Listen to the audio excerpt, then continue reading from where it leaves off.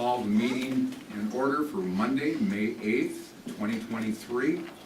Ms. Peck, would you please call roll? John Cretion. Here. Pat McKee. Here. Lance Trollope. Here. Joanna Reyes. Here. Jennifer Paoli. Here. Corey Sellers. Here. Jim Boucher. Here. Please stand and say the Pledge of Allegiance.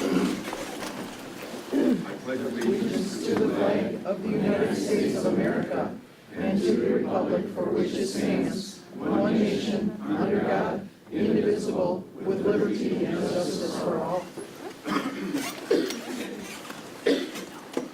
It is the mission of the Wausau School District to advance student learning, achievement, and success. And our first agenda item today will be our opportunity for the community to speak.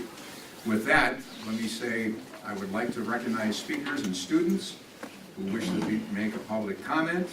But before we do that, let me just go through a couple of guidelines. The board recognizes the value of public comment on educational issues and the importance of allowing members of the public to express themselves on district matters. Please identify yourself by name and state your address. Each statement made by participants shall be limited to 3 minutes in duration. Ms. Peck will identify the timeline that you have left. Speakers shall direct all comments to the board and not to staff or other participants.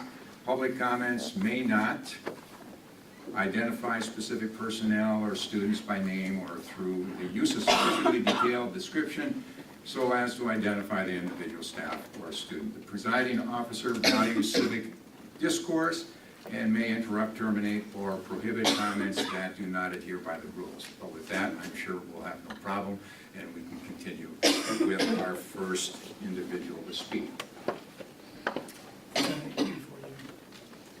Yeah, If we could take a pause, Dr. Ross, would you like to make a comment? please, yes. So before we get to public comment, first of all, I want to say welcome. We know that many people are hurting, and over the last few weeks, we've heard from students and staff and community members and parents, and we want you to know that we're listening and we hear you. And in difficult times such as these, we all need to help each other and work together. That means making sure we're doing everything we can to meet our students' needs, getting them the help they need when they need it, and coming together as adults to find the best path forward to achieve our common goals. So please know that our schools are your schools, our doors are always open. And that said, we also have to follow state laws and the policies and procedures that we have in place to handle these situations. So for instance, our school board members are not allowed to get involved in personnel matters, but we are all open to sitting down to discuss those paths to accomplish our common goals of supporting our students and our families and our staff. So thank you. And with that, let me start with Jody Krieg. And please forgive me if I mispronounce your name. I sometimes do that, even though I'm an ex-English teacher. I try not to do it, but it happens.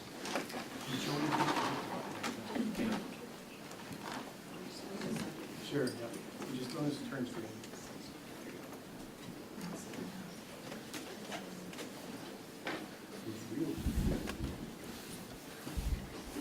I am here representing, Jody Krieg, 729 South 5th Ave, Wausau. I am here representing a collective voice for the 65 members of the East faculty and staff who have signed this statement. As East teachers and staff, we embrace diversity. We respect and value all of our students and take seriously the Safe Schools videos on harassment that we are required to watch. We work diligently to create a safe and welcoming space accepting of all students. We possess cultural competence in our approaches to teaching and learning. We are saddened by what has transpired and do not condone what has led us to this point. It is our hope that the public, especially our beloved and respected Hmong community, along with the board, recognize that this is not indicative of all staff conduct. We are deeply committed to the vision and practice that students from different places and of different races belong to and deserve a respectful, caring, and nurturing learning space. We stand united in our advocacy for all students.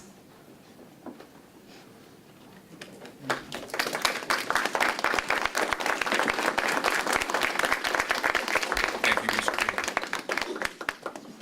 Green. Our next speaker, Tavon.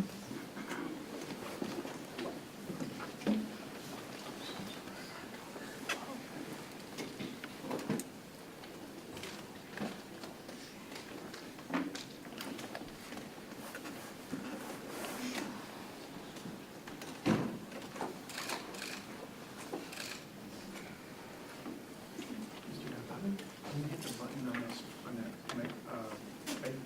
microphone? Yep. There you There you go. Leave it out. Thank you.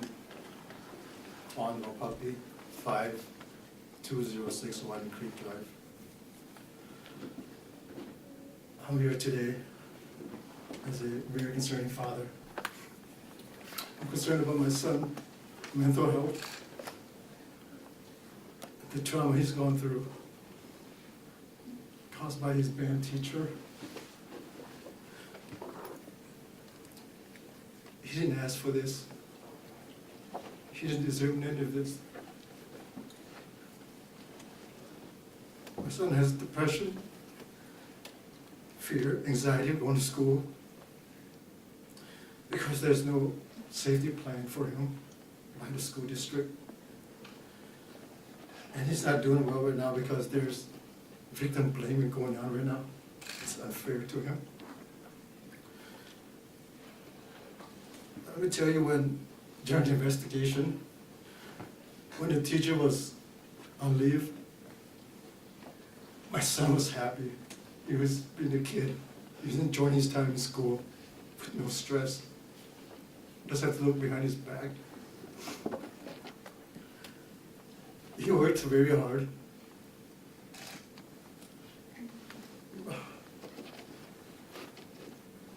Memorizing his lines for the last high school play. He wanted to put out a great performance for everyone. And he did. He came through, put on the best performance I've seen, and I was really proud and happy with my son. I was happy that he was smiling, laughing with his peers after the show. He smiled. It means the world to me. Because he hasn't been smiling for a while since the harassment started. That was short-lived because the school district allowed this teacher back in the classroom. My son smiled, faded away again. It breaks my heart. I can't see my son smile. He's got a beautiful smile. But we're a strong family. We're going to continue to fight, be his voice, and tell his story. I want to show you my son's smile right after his last performance at the school play. I want you to know that there's only one victim here. That's my son.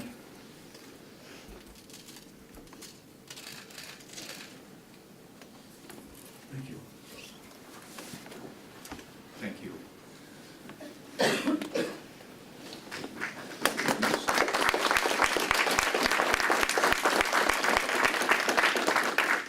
Next speaker, Jennifer and Kong Yang.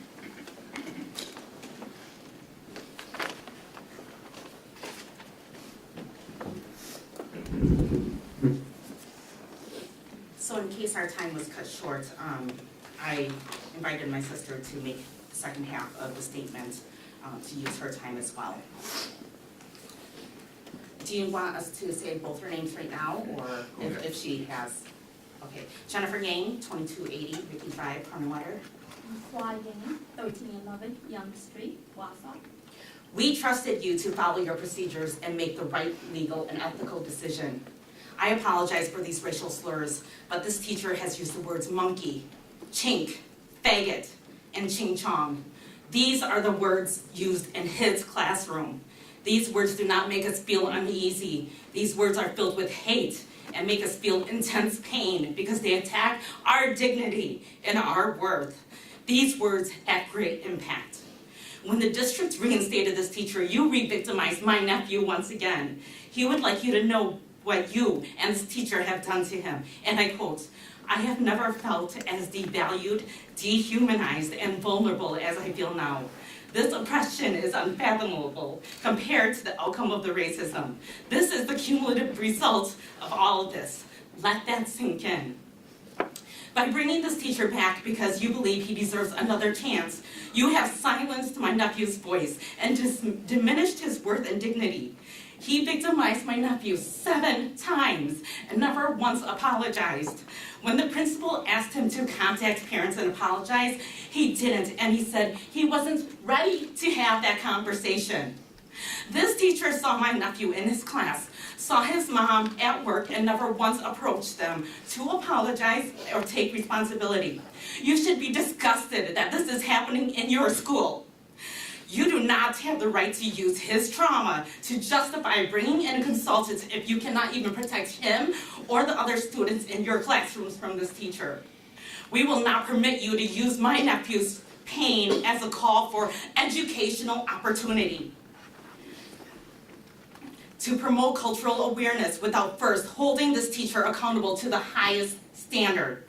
You said my nephew should be commended for doing the right thing. Yes, he should be celebrated. My nephew is well liked by his classmates and teachers. He is a leader on the National Honor Society, Rotary, and Student Cabinet, voted onto prom and homecoming court by his peers. He is kind and compassionate and brave enough to say that this behavior is wrong. Yet you tossed him and his mom, a well-respected Wausau School District employee with 18 years of service, you tossed them aside. You invalidate their comments, explaining away their concerns because it was not with harmful intent. Not one administrator has checked on my nephew's doing. No safety plan was put in place to protect him from this teacher or the retaliation that is happening right now in your schools. The band students were told this teacher was coming back before our family was. They were pulled out of class to celebrate this teacher's return, while my nephew can barely get out of bed. He's had to endure so much victim blaming. You had an opportunity to make all these wrongs right, yet the district decides to be complicit in racism, sexism, and homophobia. With each decision the district has made with our case, With each decision the district has made with our case, we have further dehumanized and devalued my nephew, my family, and marginalized communities. That is injustice. We refuse to be gaslighted by your insulting tactics and ridiculous justification. We ask for justice. We implore the school board to invoke your authority and take swift steps to remove this teacher so that we can never hurt a child in your district again with this hateful language and behavior.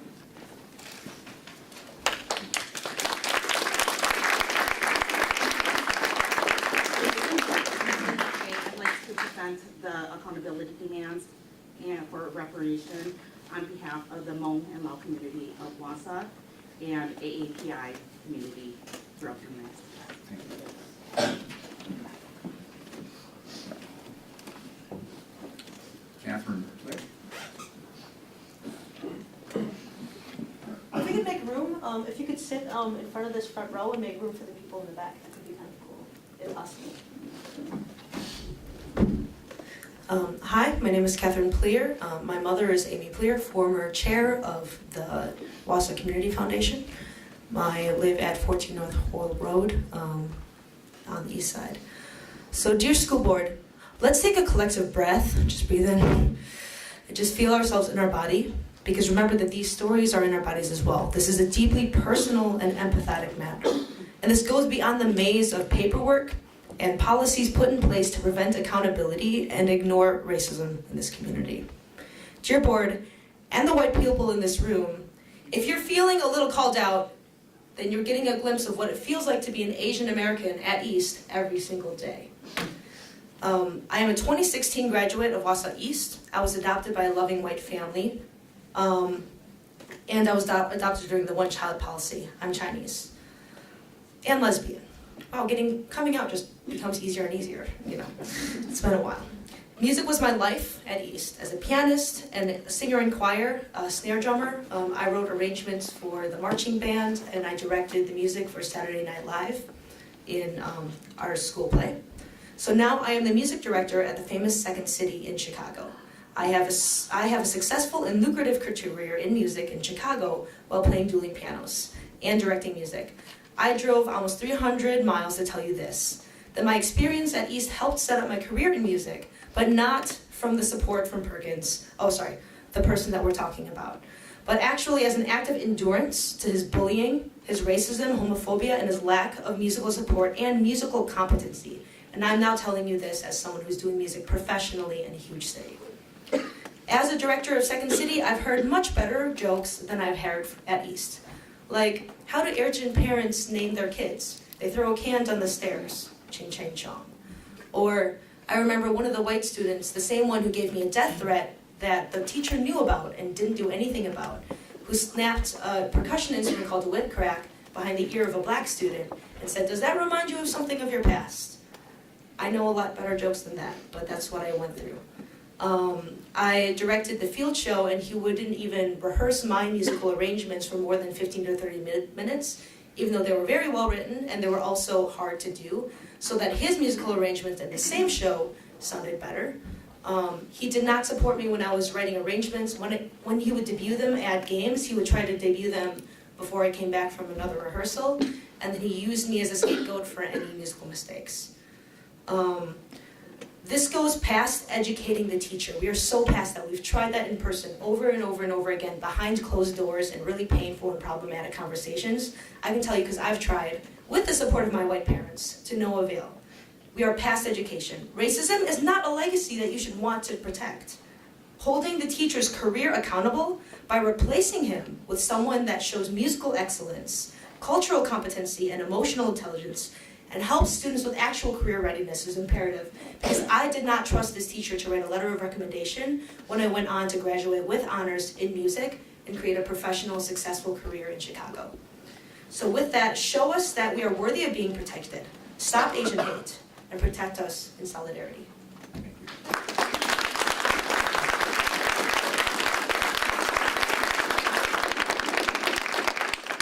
Next speaker is Christine Song.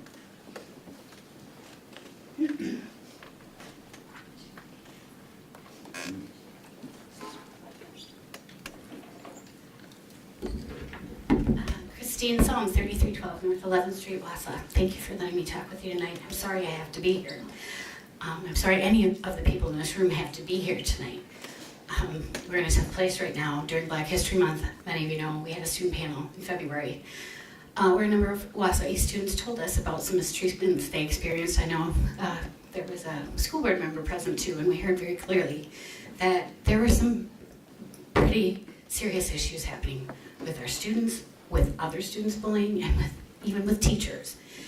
During Asian American Week at DC Everest 2 weeks ago, there were some issues during students used racial slurs and mocked among students who wore their traditional dress to school, and now we're grappling with allegations against a teacher in our district. We need to face that our community has the same issues faced by every other community across the country. People from marginalized communities are frequently targeted and made to feel uncomfortable, sometimes unsafe in our schools. While we're here to discuss one incident, I'm here to tell you, and you know, this is a systemic problem.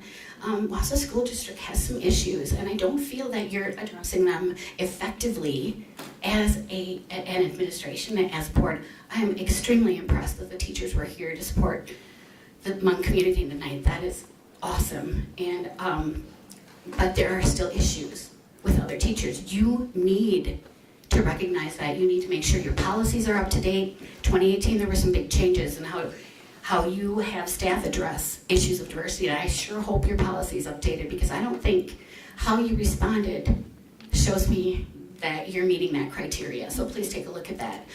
It's time to start having conversations beyond cultural sensitivity training. I think The young lady that was just up here just said that very clearly. We need to foster open and honest discussions. We need to have hard conversations. You need to recognize that you are not the experts in this area. When there is an issue with any community of color or a marginalized community, you hold the position of power as white people.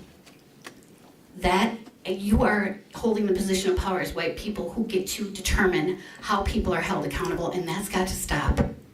The people that determine how to hold others accountable when their community has been harmed are people from that community. And if you are making those decisions without the Hmong community present and at the table, that is not okay. That cannot happen anymore. You can bring a black consultant in to talk, but this happened to the Hmong community, and there are many super talented or qualified people in the Hmong community that could have helped you to work through this. We wouldn't be here right now had you done that. I have never met a more forgiving group of people. But you excluded their voices, you excluded them from even being part of the process. That doesn't show me that you're culturally aware, that your policies are up to date. We've got to do better. That's enough of this. This can't happen anymore. Thank you.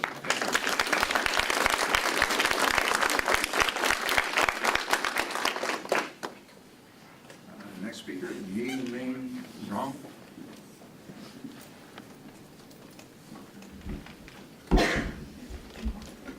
Thank you, Mr. President. My name is Yi-Ling Zhang, 4809 Augustine Avenue, Western Wisconsin. Today I will be reading a statement from Lorna Young, a Milwaukee resident who is on the executive committee of the AAPI Coalition of Wisconsin and is a co-chair of the Coalition Education Committee. In my role as co-chair of the AAPI Coalition of Wisconsin Education Committee, I recall that in January 2022, the Wausau School Board supported the Wisconsin Association of School Board resolution to develop an educational curriculum and professional training to teach the history, culture, and contributions of the AAPI community to the economic, culture, and social development of Wisconsin and the USA. This resolution was supported by the statewide WASB General Assembly. We appreciate the leadership of your board president, Jane Boucher, who is also on the WASB Board of Directors in supporting this resolution. The intent of the WASB resolution has been to build greater awareness, knowledge, and understanding of our diverse AAPI community so that all students are better prepared to be productive citizens in an increasingly changing world and to foster the development of positive relationships, self-image, and identity of AAPI students across Wisconsin. It is evident that although your board voted for the WASB resolution, very little has been done by your school district to fulfill its intent. We are extremely disappointed in your school district's decision to reinstate the band teacher at East High School despite his racist, sexist, and homophobic conduct. The individual has fostered a hostile classroom environment, revealing a pattern of harmful conduct, which your school administration has acknowledged but dismissed as not rising to the level of discrimination or harassment.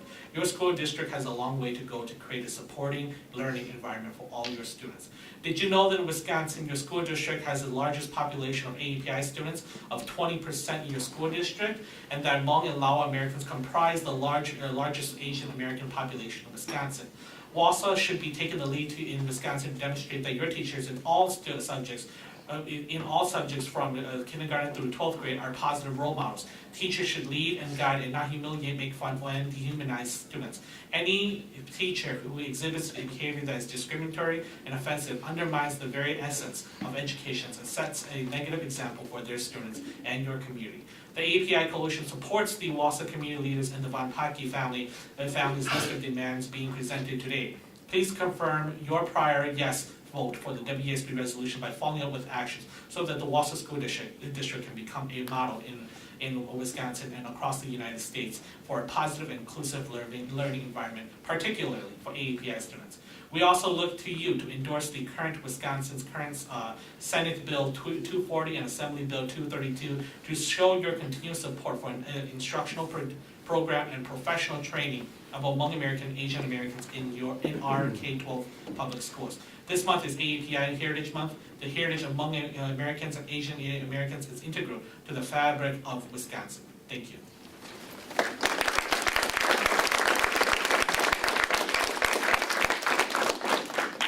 Mary Cow.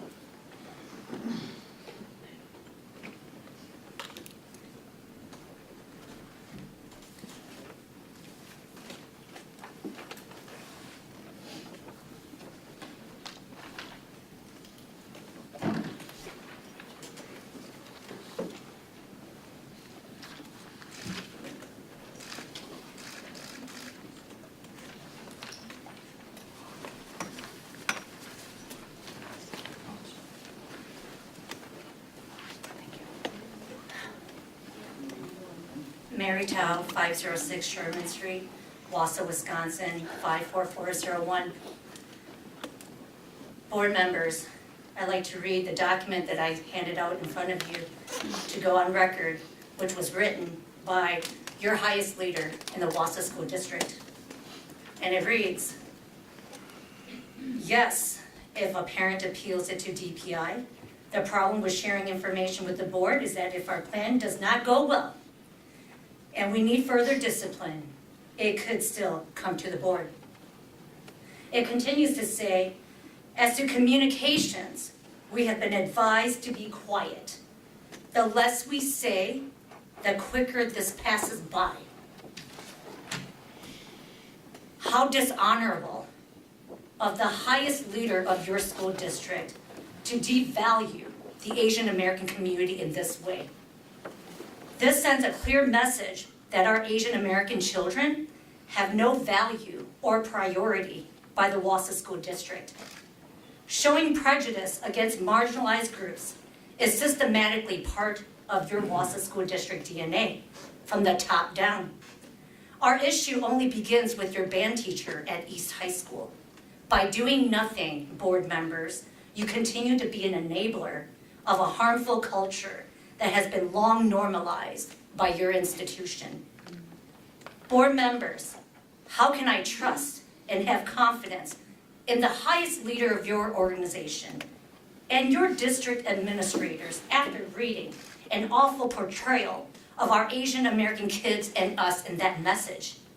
I challenge you, all of you, shake down your organization and discipline your leaders who have failed to stop these recurrences and failed to provide EV and other children an equal academic career. Thank you.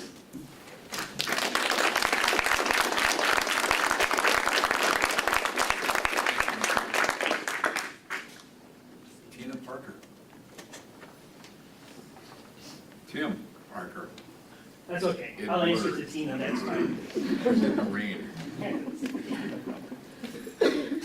Hi, my name is Tim Parker, and I live at 6 North Hill Road in Wausau. I'm the president and CEO of the Community Foundation of North Central Wisconsin, and I'm the founding board member of Mosaic of North Central Wisconsin. I'm going to read Mosaic's vision. All individuals in North Central Wisconsin, regardless of their differences, feel that they belong and are supported, welcomed, and included as members of our communities. That's the vision for Mosaic. That's our vision for North Central Wisconsin. And the Community Foundation reflects this vision through their shared value, which is named belonging. We celebrate all races, cultures, identities, and other differences. We also stand in solidarity with the Asian American community in condemning all acts of racism. Racism does not create the safe and healthy environment each person deserves to experience. Every single member of our community should feel welcome and know that they belong here. It's difficult to assess a situation from the outside when all public responses about the situation are generic and non-descriptive. In fact, the statement that was published could have been on file for ages, simply ready for use when any type of event takes place. You must find a way to be open about and remorseful for what transpired. Although you surely followed the advice of counsel, please know that your response has created more division than the rejection that you are avoiding for the sake of growth. Well, here we are, and what do we do now? We find common ground in a way that we can move ahead. To move forward, would Wausau East consider the following? Please acknowledge that there's only one victim here. The statement does not mention this person. In fact, the only potential reference to the victim is where the statement says, we engage all parties in learning. What does the victim need to learn? Or said another way, what do you feel qualified to teach this victim at this point because of this experience? Please put yourself in the shoes of the victim. Please demonstrate one of kindergarten's basic teachings of apologizing when you've done something wrong, and do so publicly. Please outline the criteria that escalate a situation to the level of harassment or discrimination. People are curious to know what level of racism results in what kind of actions. If there are levels, you have metrics. Please consider an open investigation where stakeholders can learn what really happened. When everything is internal, guarded, and private, you lose trust whether you deserve to or not. The only way to regain trust is to become transparent. Please do this for the sake of the victim, the school system, and for our community. Thank you.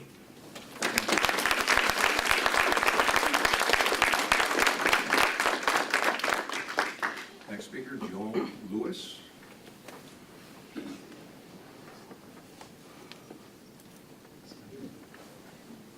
Oh, moving a little slow today, sorry. All right. Thank you all for letting me speak and letting everyone else speak. My name is Joel Lewis. I live at 807 Turner Street, 54403.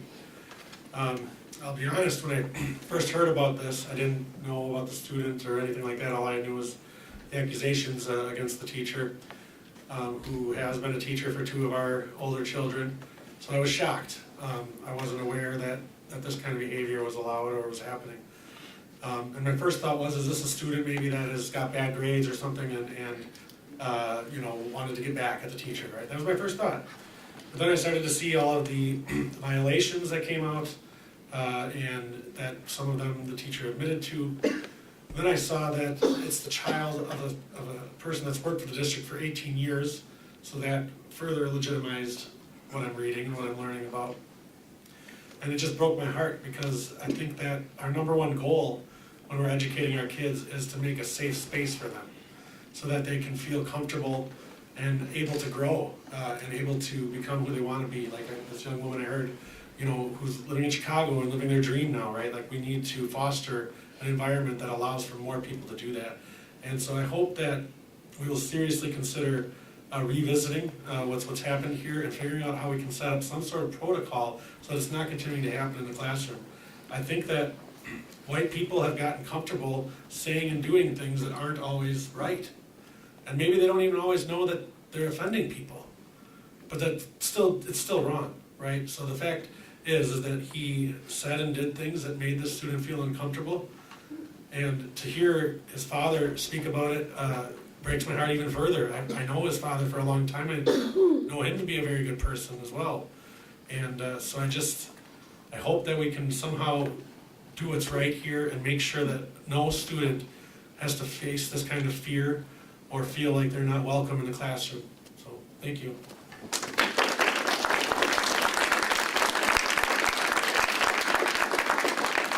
Next speaker, Ron Alexander.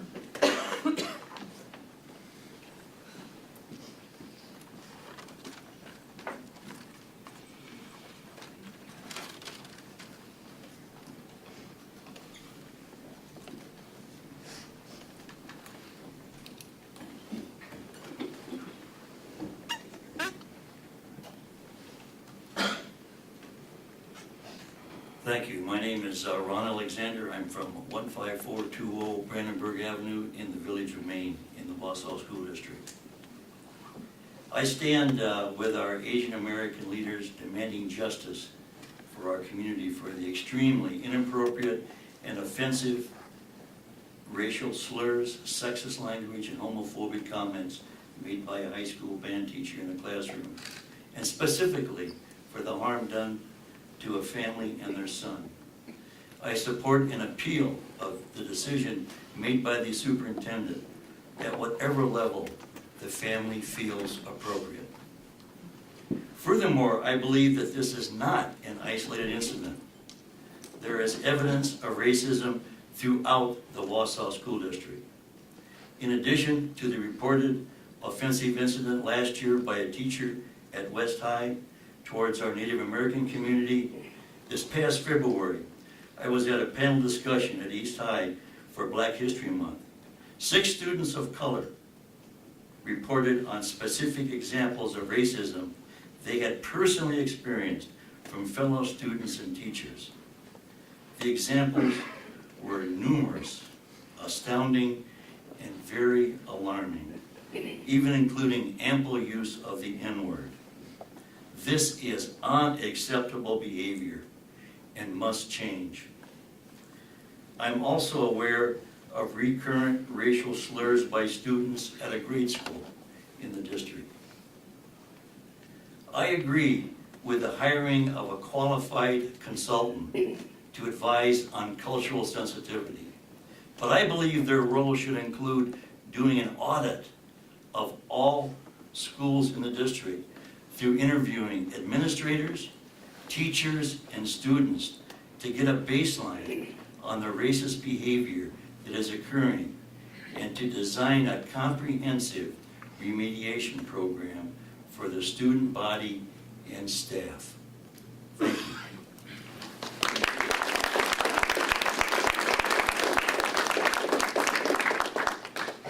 Next speaker, Catherine Silveran. Hope I have it.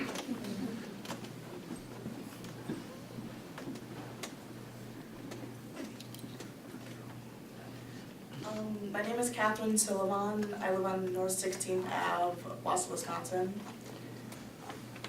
I graduated in 2020 at Wausau West, and my mother was a graduate at Wausau East. She came from Laos during the Vietnam War, and when she started school, it was essential for her to learn the common language. Many others, including herself, were bullied for the way they spoke English, maybe how they dressed as well. My parents drove through countless obstacles to provide their children a great life in America, and I can't thank them enough. This is the case for many Asian Americans whose parents were able to escape the war and build a great life for the next generation. When COVID-19 happened, we were blamed and mocked by many groups of people, and that came along with many racial slurs, acts of violence, and threats towards Asian people. And at one point, I was worried for my grandparents' safety. The situation we were dealt with is not a learning opportunity, because it's already been known that racial inequality has always existed. But it seems that it's always being swept under the rug. You can't dismiss racism just because it hasn't directly affected your own child. Every child in America deserves the right to a great education in a safe and inclusive environment. We need to hold people accountable for their lack of character and ill behavior, especially teachers and staff who are expected to hold a standard of integrity and respect. Any form of racism or discrimination negatively impacts a student's psychological, physical, and academic performance. An institution that claims that they welcome everyone and provide a safe environment to learn in should hold themselves to that basic standard. We may have learned how to find an angle of a triangle or learn about the Boston Tea Party, but when will our schools teach people to stand up for what's right and address issues like this and take it seriously? When will you practice what you preach? I think about when I have kids, and fear my own kids will have to face what my mother and I had to face while getting an education here. And I can speak for all my Asian American peers when we ask, when will this cycle end? I don't want to come back in this room as a mother and deal with the same issue. And I will say, from now until that day comes, something like this will occur.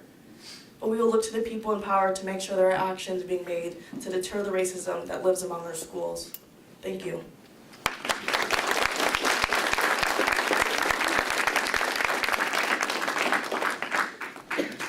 Alexandra Sullivan.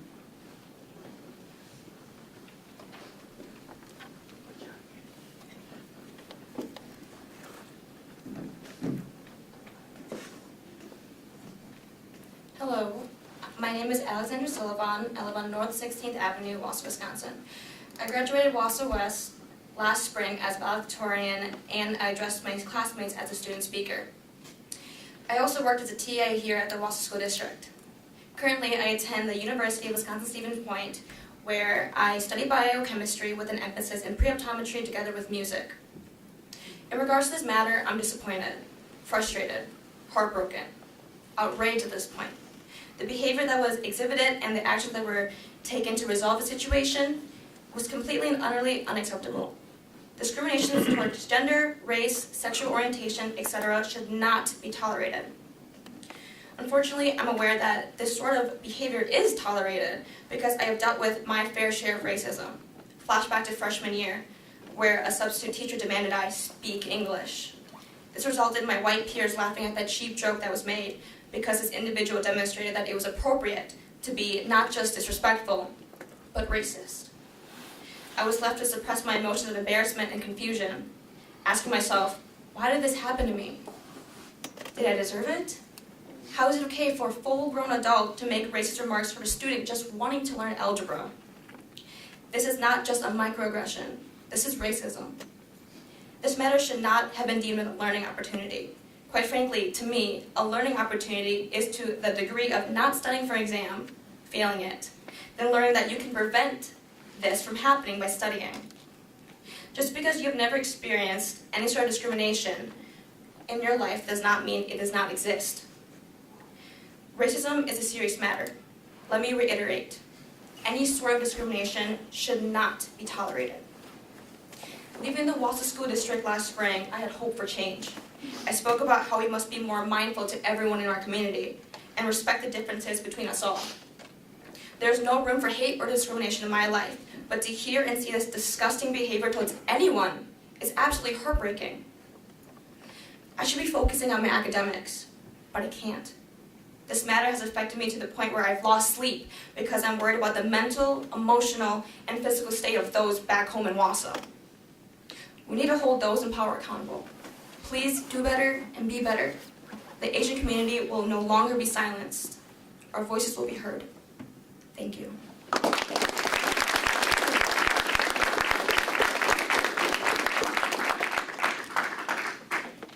Just for the board's sake, usually we go about 30 minutes, 35 minutes for speakers and that. I'm encouraging that we continue and listen to everybody. And would you all agree? Yes. Okay, we'll continue. Next speaker, Kino Langafong.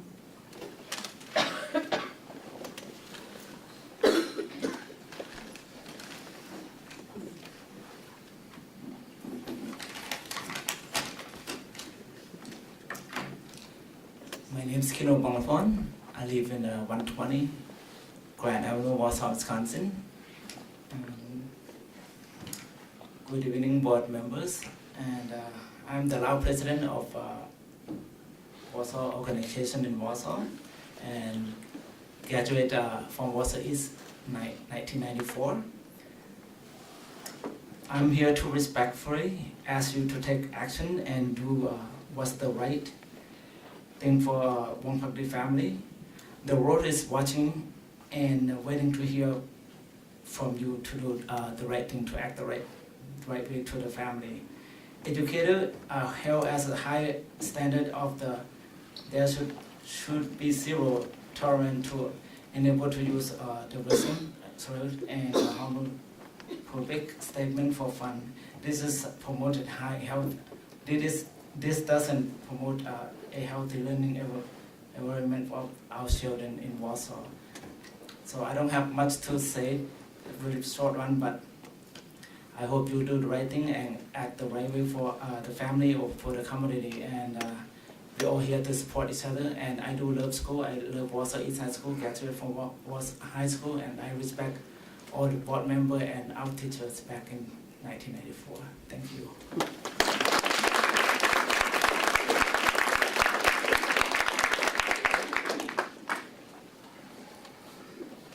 Mao Yang, rather.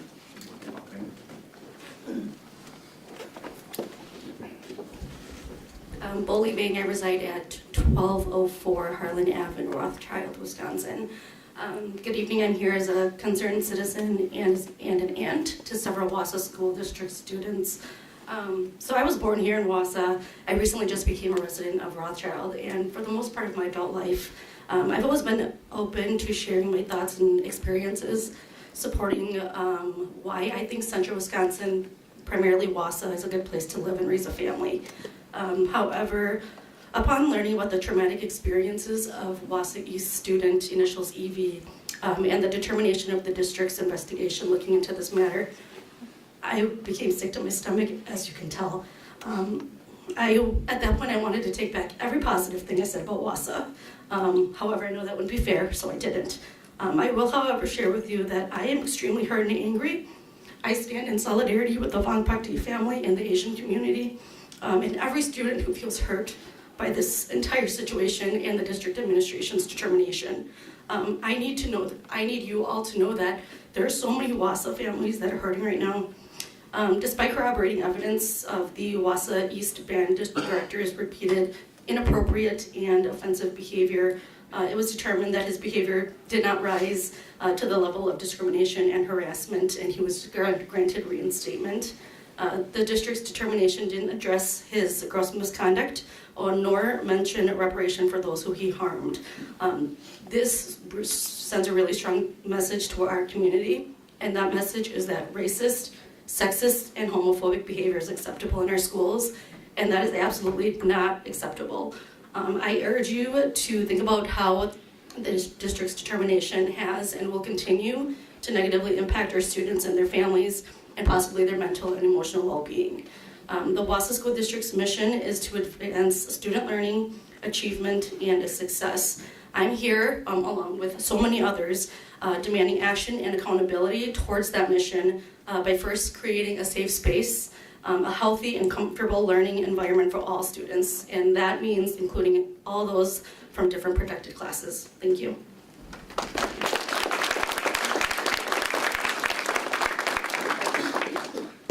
Next speaker, Tom Killian.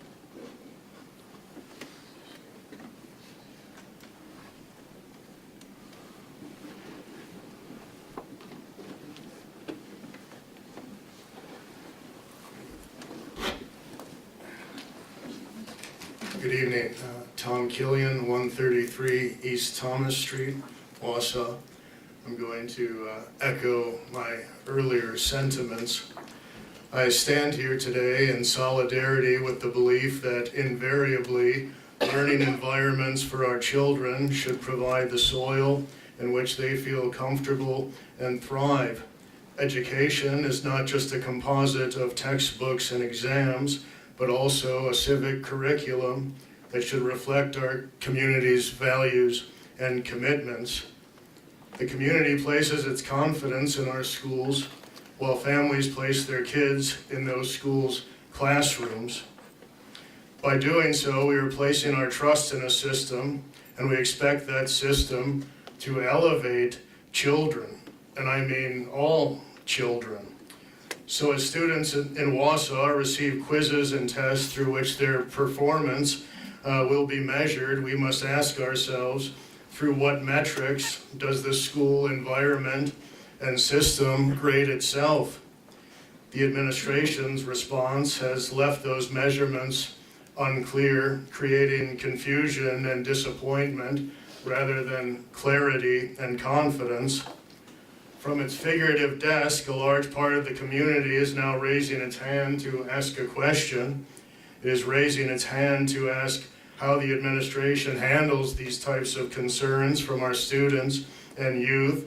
It is raising its hand to ask if there really is a process in place through which these student concerns are addressed clearly, legitimately, justly, and in a manner that fosters the most inclusive and positive environment possible.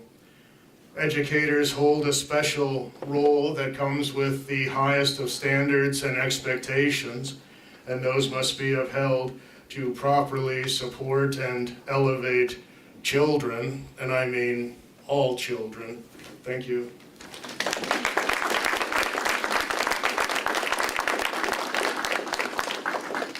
Ming Zhong.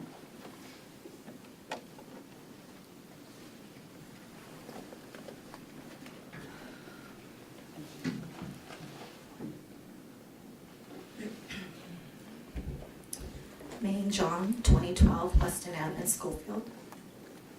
I don't even know where to begin because I am so infuriated by this.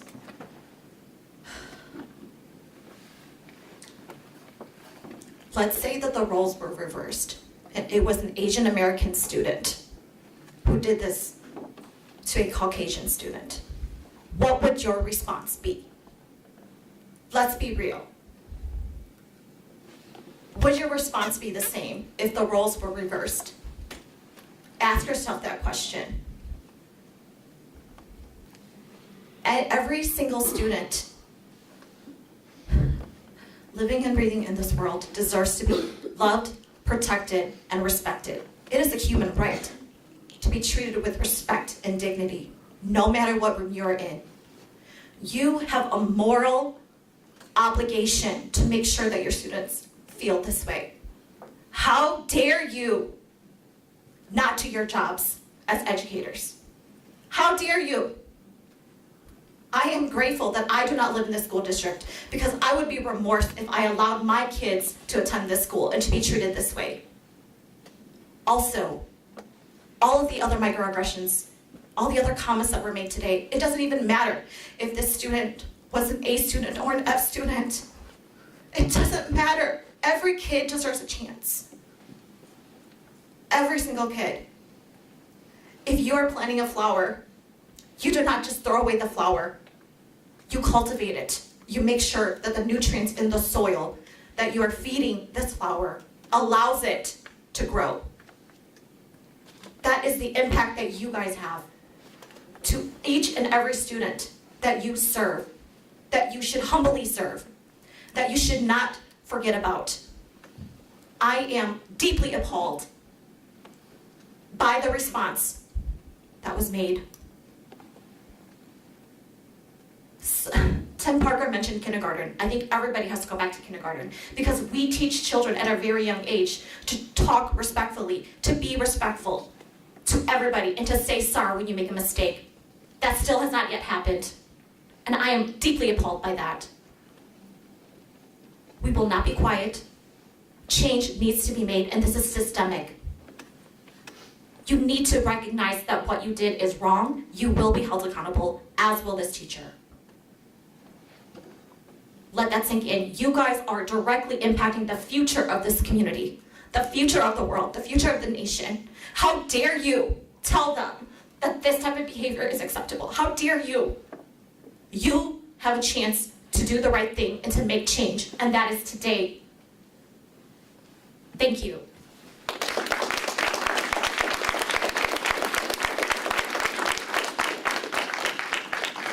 Next speaker, Ellie Koplitz.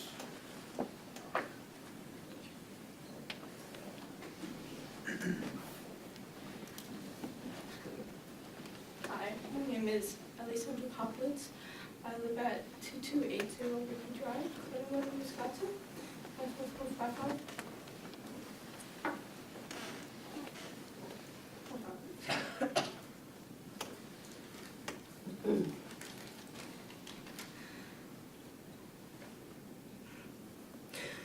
My cousin is one of the biggest role models in my life.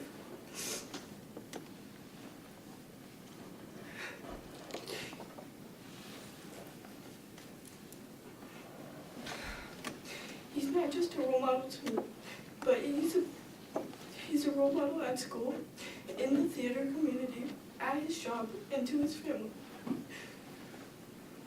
He's inspired me to come and talk about how racism has affected me. I am 12 years old in 6th grade, and my first incident with racism was in 4th grade. This one boy would pull his eyes to make slanted eyes and would only look at me and laugh. I never knew what that meant, so I just didn't worry about it. He kept doing this until one day, it was the last hour of school, and there was something I didn't want to tell him and his friends. They proceeded to say things like, go back to China, get some ramen, and go back to where you belong. Our teacher wasn't in the room, but our student teacher was. After the boys said that, I cried. It hurt a lot knowing someone has that kind of hatred. My best friend was the only one who comforted me and stood up for me. Those boys were suspended, yet you guys won't do anything about this case. My cousin is hurting, and just knowing that this grown adult won't have a punishment, and these boys did, is just sad.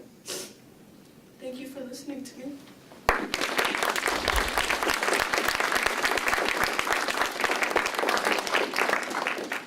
How are you, Jean?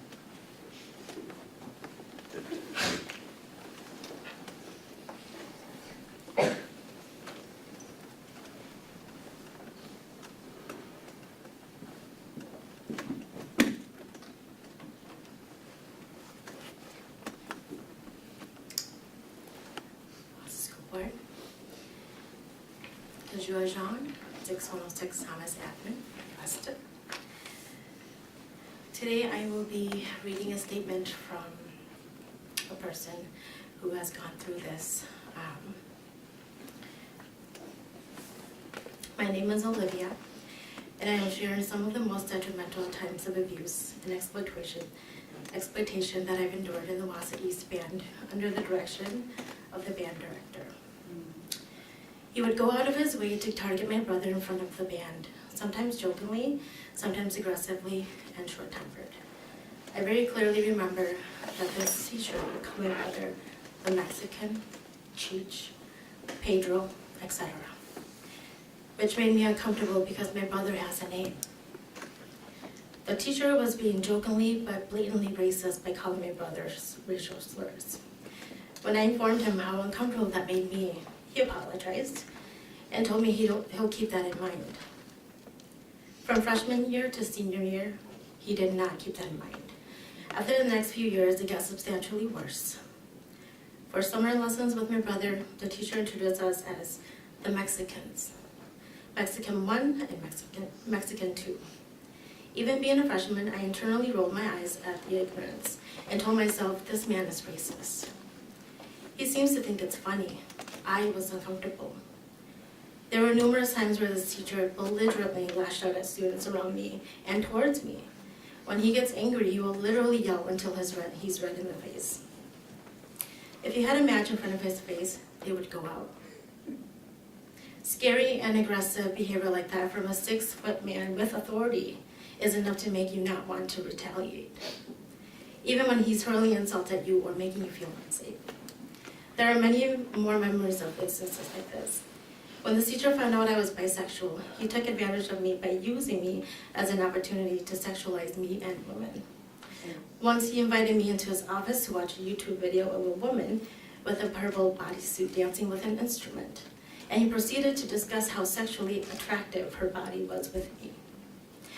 I agreed in hopes to bond, later on realizing how gross it made me feel. Once during a lesson, I didn't have a proper trumpet mouthpiece. Once he invited me into his office to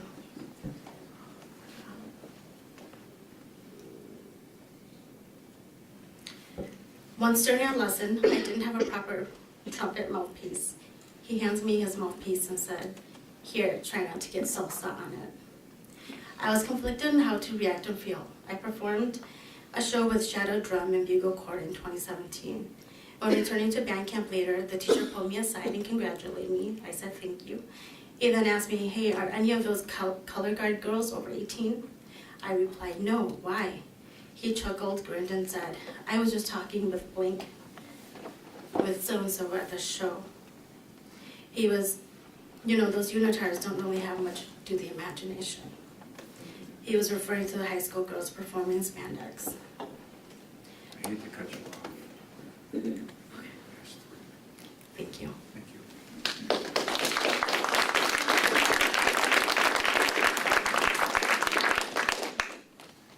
Mao Lee.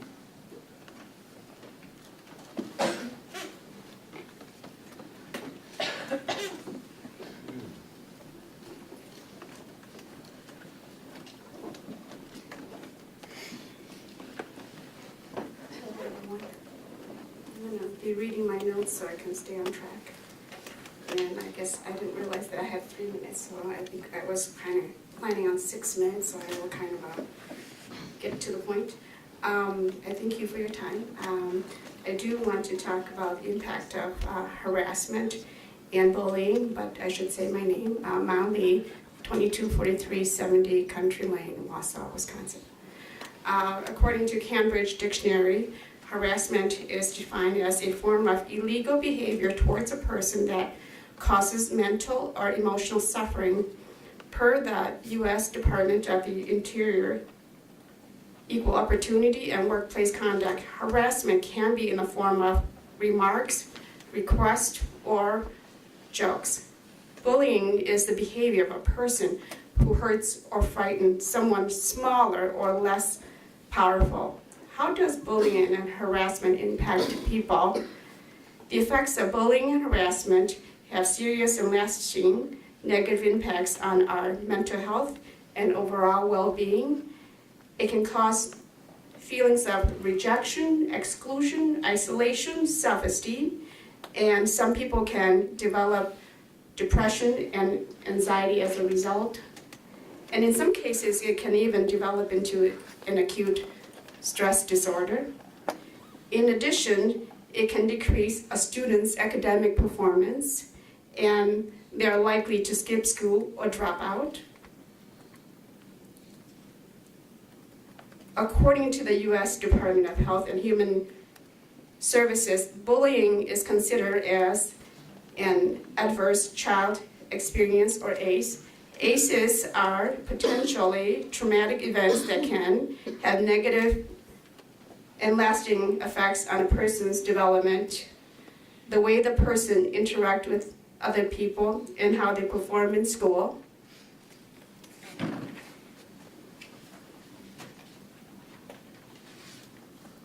Bullying and harassment have a long and lasting damage to all parties, including the witnesses. Youth who report witnessing bullying had greater feeling of helplessness and have a less sense of connectedness to school. They are likely to experience mental health problems and skip school. I think all of us in this room here can agree that whether you are young or old, we all have life stressors. People like me who are older have the experience to deal with hardship and unexpected negativities in life. However, young people, as our students in our school, are still learning. In addition, life event is definitely more difficult for students who still are struggling with their identity. Just the last comments as I'm watching the clock. Sometimes it's not about what we teach academically. It is about how we make our students feel through our actions, through our words. And I think we as professionals have the legal and moral obligations to do no harm. And parents send their kids to school to be educated, not to be humiliated. Thank you.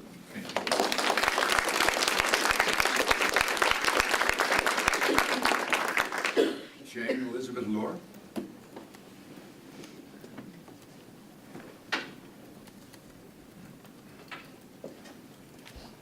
Shane Elizabeth Lohr, I drove here from Eau Claire, Wisconsin, 6210 Aspen Ridge Drive. I'm the first child born in my Hmong refugee family here in America, here specifically in Wausau, Wisconsin. I'm here today as a former East High student, a Hmong woman, and an activist behind my platform that elevates marginalized communities in arts and activism.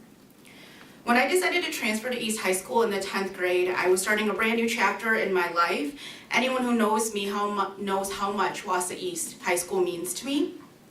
It's where I finally felt comfortable in my own skin as a Hmong girl, where I spoke my native language with other peers for the first time and learned about my culture through a class. I've never been more proud of my identity until the moment that I became a Wausau East lumberjack. That's how much the school means to me. During my time there, a new school counselor started, and she was Hmong just like me. It's Mrs. Von Pockety. I confided in her with lots of issues, lots of mental health stuff that I was going through, and she saw me for who I was. So ironically, I hate that I'm sitting here 18 years later, full circle, helping her and her family. When I found out about the racism and the discrimination, it broke my heart. A child should never have to go through something as painful as this.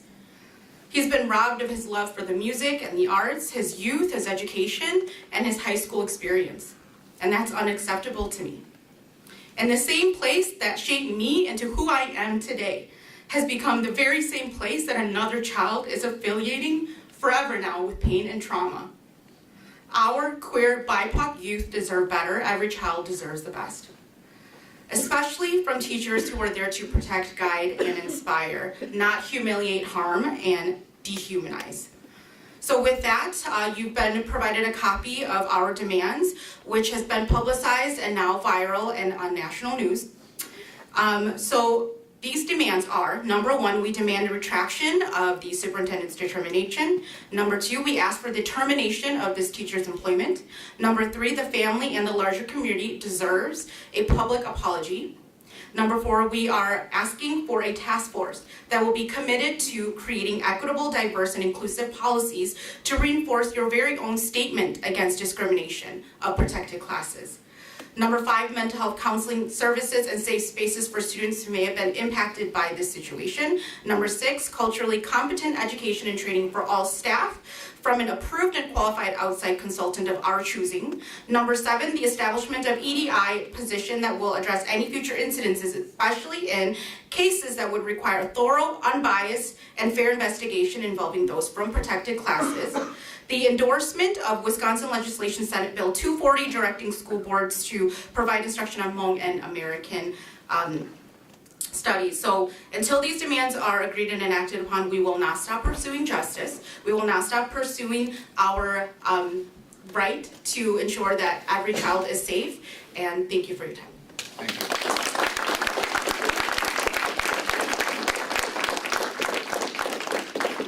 Anthony Yang.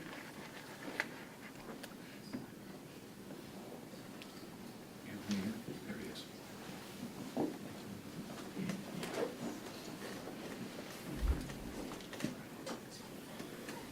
Good evening, board. My name is Anthony Yang, 1920 Beaver Road, Mosinee. I come to you as a protective older brother, concerned son, and a former student of Wausau East. My brother is a victim of discrimination caused by a teacher that he used to look up to. My parents are also victims due to this discrimination. My mother has devoted over 15 years of her life to this school, to Wausau East, and it pains us that our voices are being ignored. My father feels helpless because he couldn't protect his own son from another grown man's hate. Discrimination is not a democracy.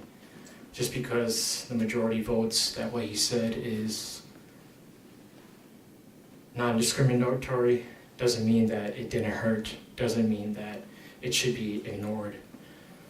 As a former principal once said of Wausau East, don't be a bucket poker, be a bucket filler. Thank you.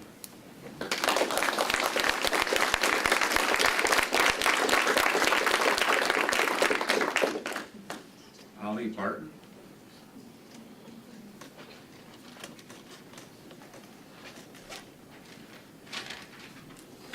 Hello, my name is Ollie Barted. I'm a senior at East High School, 3724 Riverview Drive. The teacher charged at me and yelled at me last year for holding hands with my boyfriend in the hallway. He terrified me, similar to how the student felt and feels. The student has always advocated for others. He marched with me during the Black Lives Matter protest, and he listened to me cry. He is a lovely person and would never lie about this or any of his experiences. Telling people of color that hate speech and discrimination are okay when used as jokes is so invalidating and disrespectful. What about hate speech? Something that's used to tell us we're inferior to you is funny. We see how much you care for our mental health and belonging, which is very little, or you probably just don't. Many people outside of our school defending the teacher are white. To be white and tell a person of color what is and isn't hurtful to their culture is in itself racist. One cry to be listened to is all of our cries. Do better. Thank you.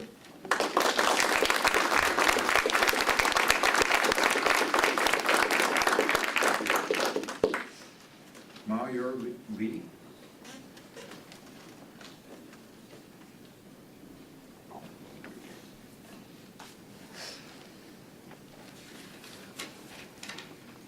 Hello, my name is Mayur Lee. I am a senior at Wausau East High School.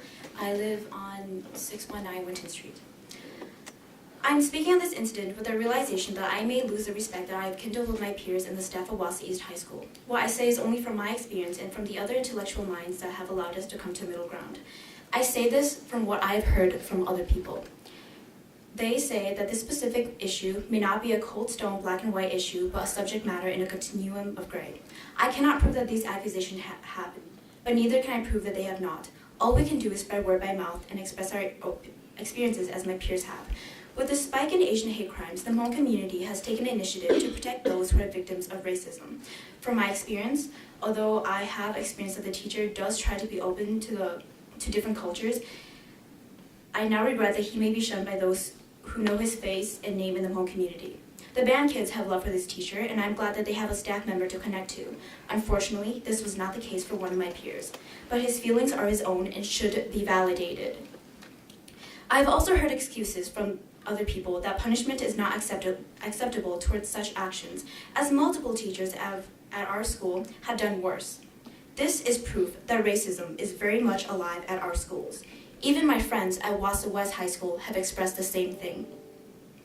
I want us all to see that the Wausau School District has not taken initiative to protect minorities, whether they are people of color, disabled people, or people who are a part of the LGBTQ community. They have stated that this is a learning opportunity, but we have seen that such learning opportunities are just passive ways to give false hope to people who have experienced discrimination.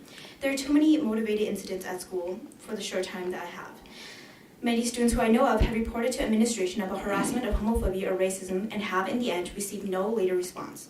The school system does not have the proper procedure to fight against these dehumanizing behaviors that other students have experienced. These students are brothers, they are sisters, they are human, and they should be seen and heard. So what can we do? The people that I've talked to have said that 1, this specific issue may be a subject matter in a continuum of gray, but 2, all incidents like these regarding teachers or students are a fault in the school system. We blame the system in the higher ups in our education system who time and time again deny the action to help minorities who are of different race, who suffer from disabilities, or who are LGBTQ.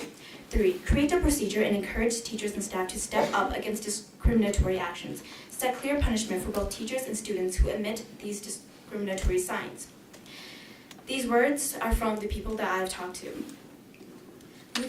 We want to take this opportunity to look at the bigger picture and at the root of it all. We can do better. You can do better. We deserve better. See us, hear us. Thank you.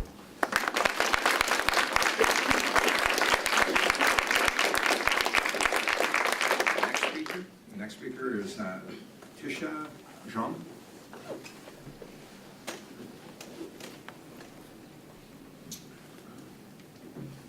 Hi, my name is Chia, 705 Jefferson Street. I'm going to be speaking upon the racism happening at Wausau East High School, the school that I have to go to every day.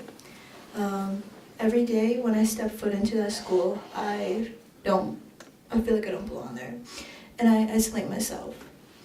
Discrimination. What does that mean? The treatment of different categories of people, especially on the grounds of ethnicity, age, sex, or disability. Using Asian slurs is a form of discrimination. It's racism. But others don't see it that way. Why? Because they're not like us. They don't know what it's like to be Asian American, and they will never know. Others say it's okay to use slurs towards people of color because it's meant to be a joke. Racism is a joke to them. But vaping in school bathrooms, getting high, cheating on tests, getting into physical fights is a much bigger problem rather than racism. How could you have the audacity to face anyone or that school after everything that happened and act like everything is okay? You, being a teacher, you're supposed to educate students to be better, but you need to be educated.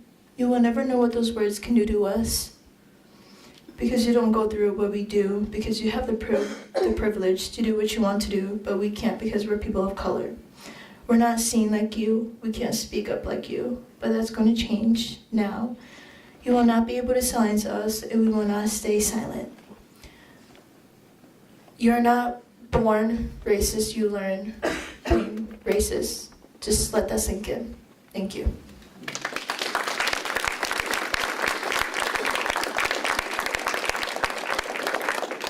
Next speaker, Myvur Moore.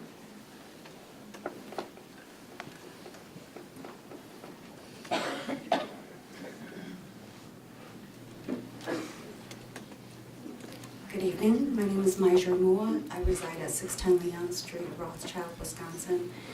Thank you, board members, for this opportunity to speak to you all tonight. I want to first begin by thanking the family and the student for their courageousness, their bravery. I know that it probably wasn't an easy task for them to come forward and seek justice and to ensure that the individual who has victimized the student is held accountable. I myself, as a parent, I have had to advocate for my little children. Still, they're school aged, but I have not had to advocate to the level that these parents are doing, so I applaud them for their bravery. I want to first begin that with, I am an alumna of the Wausau School District. I graduated from Wausau West High School. I then went on to graduate from UW-Madison with my bachelor's and master's degree. I certainly did not want to move back.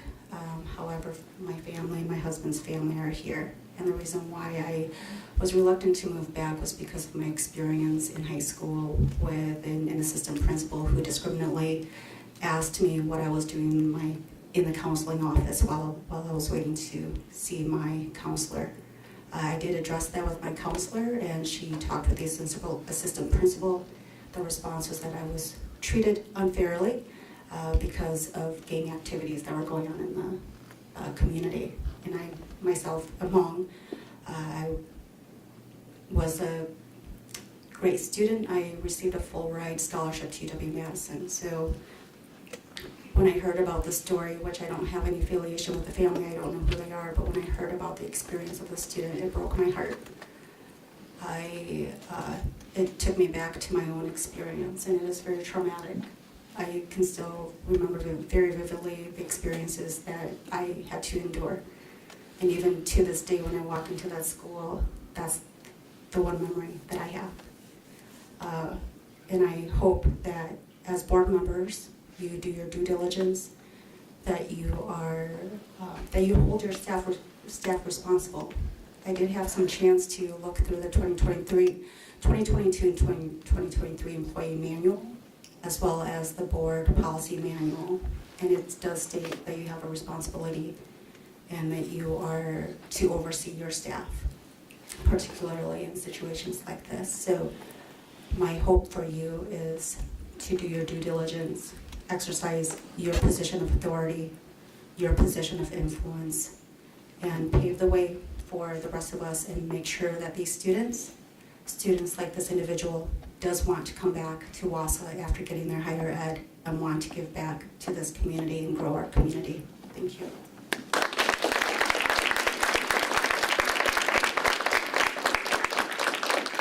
Next speaker, Yua Yang.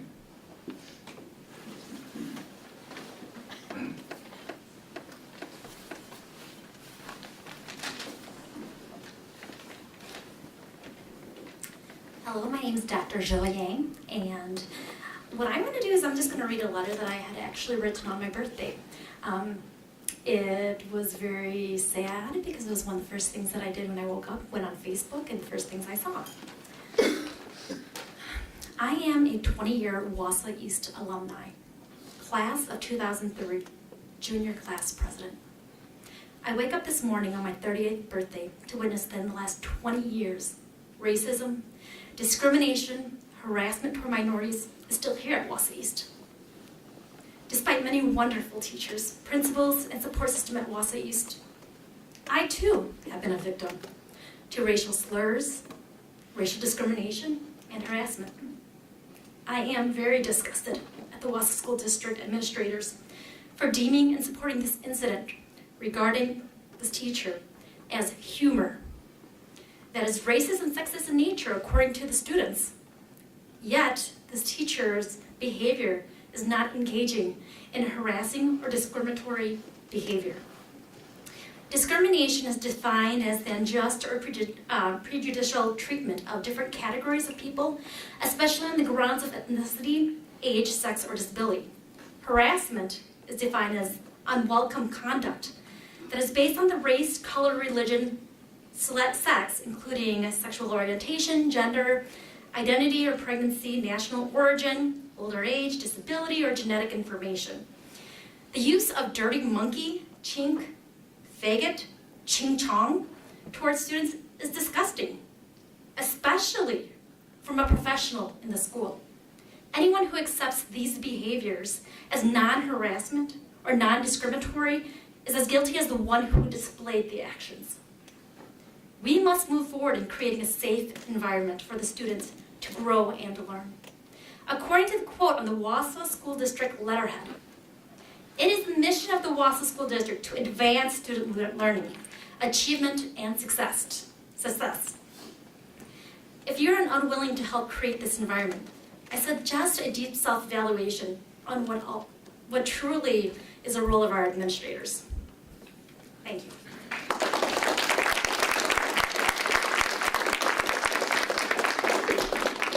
Next speaker, Kaylee McCauley.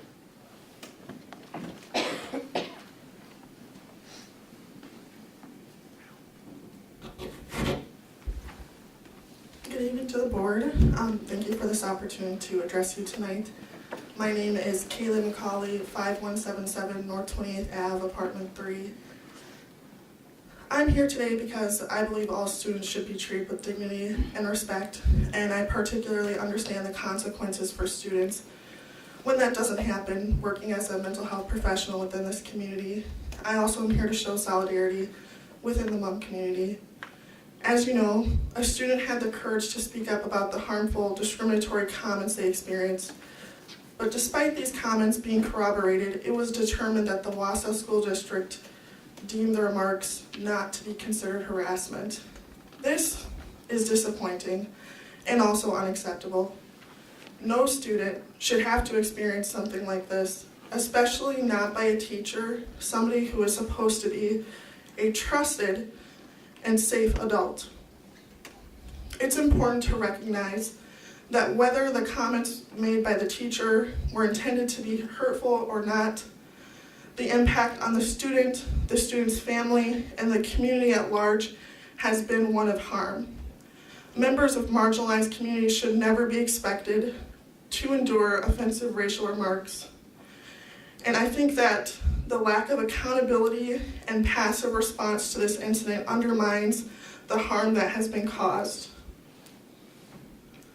I think it sets a precedent that concerns like this will not be taken seriously going forward. I am a proud graduate of the Wausau School District, and I consider myself incredibly fortunate to have known some phenomenal, wonderful, supportive teachers in this district.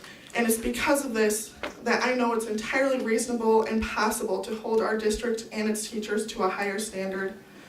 I know that accountability can elicit negative feelings like defensiveness and resentment, but opportunities for accountability truly are acts of care.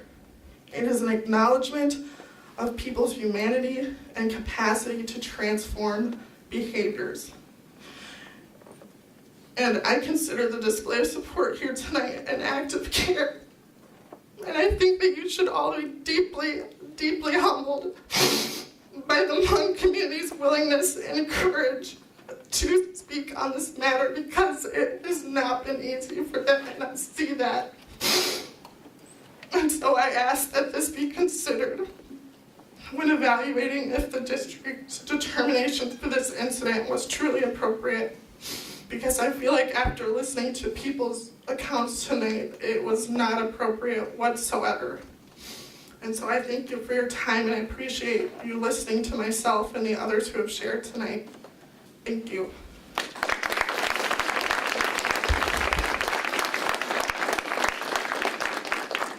Next speaker, Sawyer Ekman.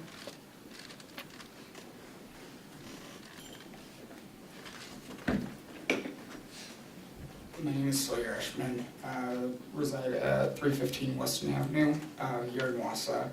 I would like to first address to the board that harassment by teachers has always been a thing. When I was in second grade, I was told by my second grade teacher that I would never amount to anything, and that I was an idiot because I could not read. That was a year before I was diagnosed with dyslexia. In sixth grade, my teacher, in one of my reading classes, covered up the page because I was daydreaming out the window and got into my face and yelled at me in front of the whole class. And that was a year before I was diagnosed with ADHD. When I was outed by my girlfriend at the time, who was also in band at Wausau East, the environment was very inclusive. I feel bad for the student because I know where that comes from. But this does just seem very uncharacteristic from what I remember. So what I am asking the board to do is to release those investigation into the band director's misconduct. This is now public information just due to the investigation being completed. So I do request that it is released. If not, I do request a written reason as to why my request is being rejected. Thank you.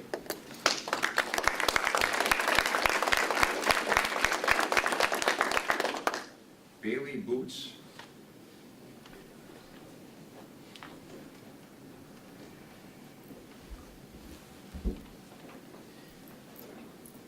Bailey Boots, 608 and a half South 4th Ave. I appreciate you all for listening to me tonight.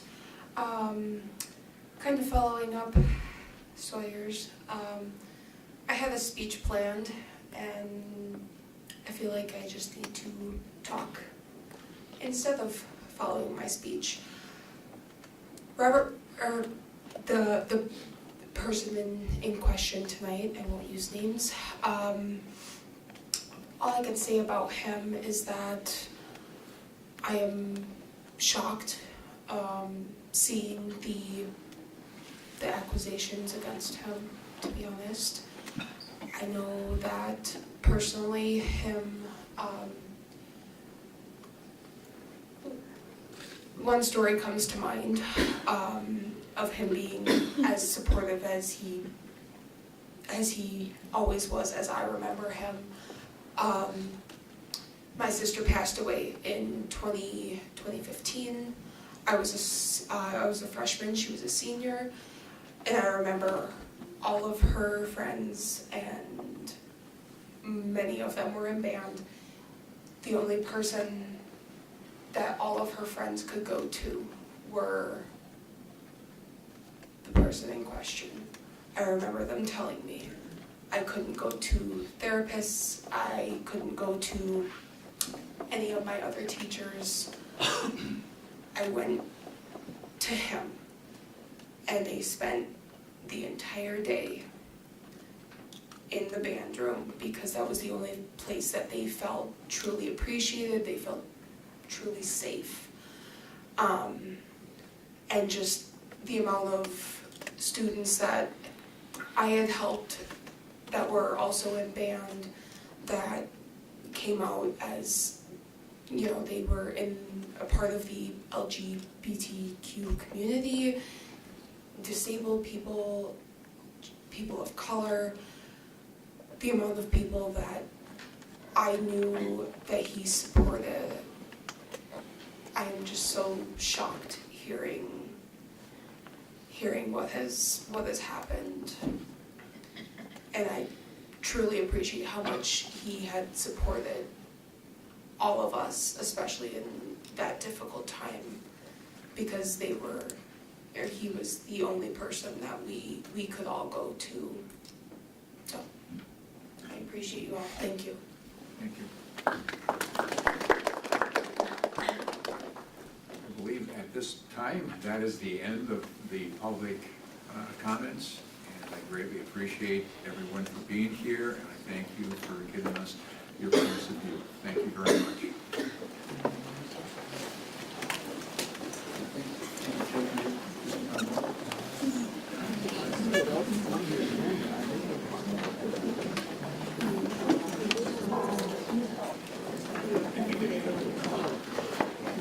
By themselves.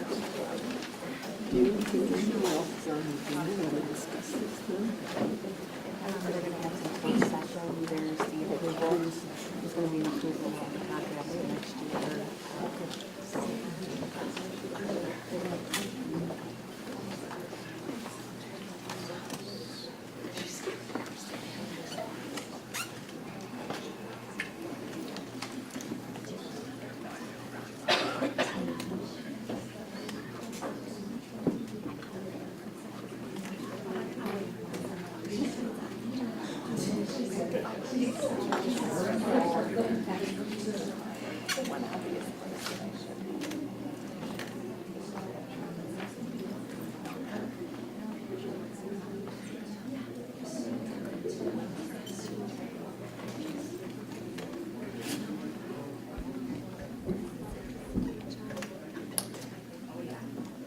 All right. Agenda item number 6, approved consent agenda.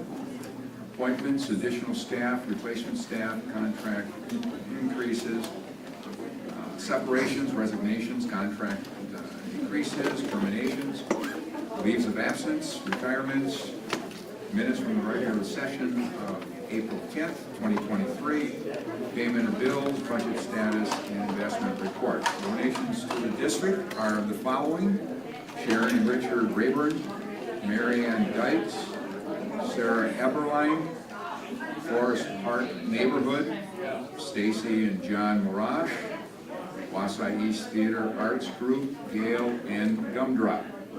I'm seeking a motion to approve the consent agenda. Second. Any questions? Not? All in favor? Aye.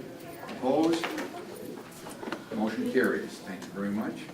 And item number 7, old recurring business. Education Operations Committee meeting, referendum construction update.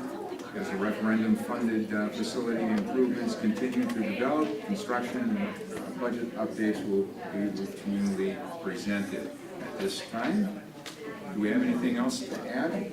Nothing. Okay. Legal expense summary for third quarter.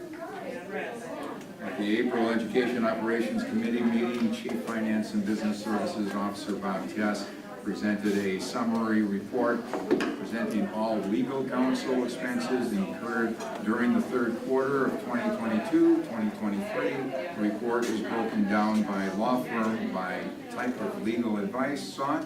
This is a written report that requires no action. Any comments or any follow-ups? No? Okay. Agenda item number 8, new businesses. New business.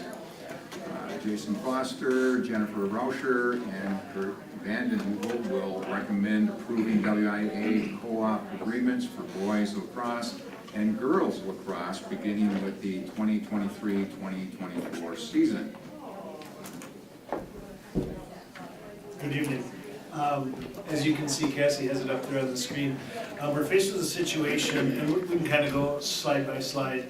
We're basically faced with a situation where the WIA has approved lacrosse to become a WIA sport beginning next school year. Both boys and girls lacrosse participate in the spring season.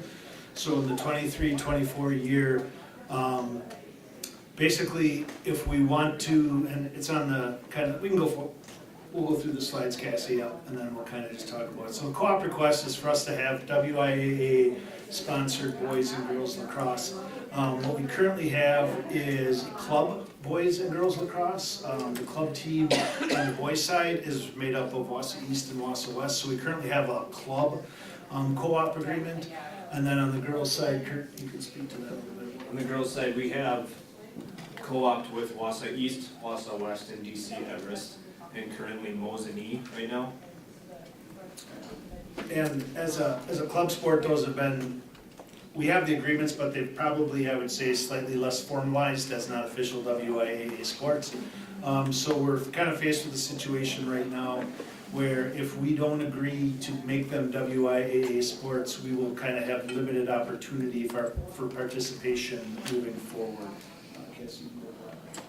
Excellent. So obviously it goes along with our mission statement: advance student learning, achievement, and success, and to create opportunities, limit barriers. If we do not go ahead with this co-op agreement, we will kind of, there's another slide that kind of talks about the pros and the cons moving forward, but ultimately we would really lose opportunities to play other teams, as we would no longer be allowed to play teams that do become WIAA teams if we're providing any support to our current teams. So basically the option will kind of comes down to we make them a WIAA sport and continue to support them, but probably on a little larger level, as you'll see. Or if we don't make it a WIAA sport, if we want them to be able to compete outside of, like just with the club, we'd have to essentially not support them at all. If we give them any sort of financial support, then they have to be a WIAA team. Otherwise, they would not be eligible to play as a club team to play the other WIAA teams. And then as you can see, as our career ready indicators for redefining ready is that we're trying to create more opportunities, because we know that students that are participating in multiple activities after school are more likely to pursue a higher education. And so to have this opportunity in central Wisconsin for kids, I think is phenomenal because it is a sport that's growing and it is gonna continue to grow, and it could potentially be a nice staple for our school district as being able to offer it in central Wisconsin where a lot of the schools around aren't able to do that. So basically, kind of just a quick review of the co-op approval process. Things that we need to consider is what is the minimum number of participants in order for the activity to exist. Lacrosse is similar to soccer and football in that they need 11 players on the field to go. We're currently on the boys' side. With the co-op between East and West, we're in the mid to upper 20s, and our number kind of fluctuates a little bit. Our numbers are slightly down this year on the boys' side. We're usually kind of in that upper 20s to 30. And from the girls' side, we have a real healthy number of 30, mostly consisting of East and West students, and then there's a couple sprinkled in with DC Everest and Mosinee. All right, so does the Wausau School District have enough participants to run the activity without a cooperative agreement? At this time, on the boys' side, we would not have enough at East or West to successfully field the team that we felt we could go week in and week out. I would say it's a little bit similar to where we're at with Wausau East girls soccer right now, where we would really be, if you had any ineligibilities or any injuries, that sort of thing, you would definitely be in jeopardy of not being able to field a standalone team. And I think from the girls' side, without the co-op, it doesn't have that opportunity to play at multiple levels and then be able to compete at the skill development level for, example, a JV team. So without that co-op, it would lead into having kids that aren't necessarily skilled being in playing that varsity level right away and jumping into it and not having that opportunity to develop throughout. So it does, with the co-op, allow those opportunities for kids to be playing at the developmental level that they're at. And will participating schools eventually be able to sustain their own activity? Through much discussion on the topic, we've kind of looked at this as kind of a unique situation, if you tie it into restructuring a little bit, is that this is something that currently exists at our school and has never existed outside of the co-op. They're even called something different. They're the Wausau Wolfpack. That's kind of the youth organization's name. And we kind of look at it as maybe a model of some things that we would have moving forward with the Wausau East and Wausau West students playing together. If we continue down our path of restructuring, then that last point becomes moot on the boys' side, as though because we would be one team, we would no longer be a co-op beginning in the fall of the 25-26 school year.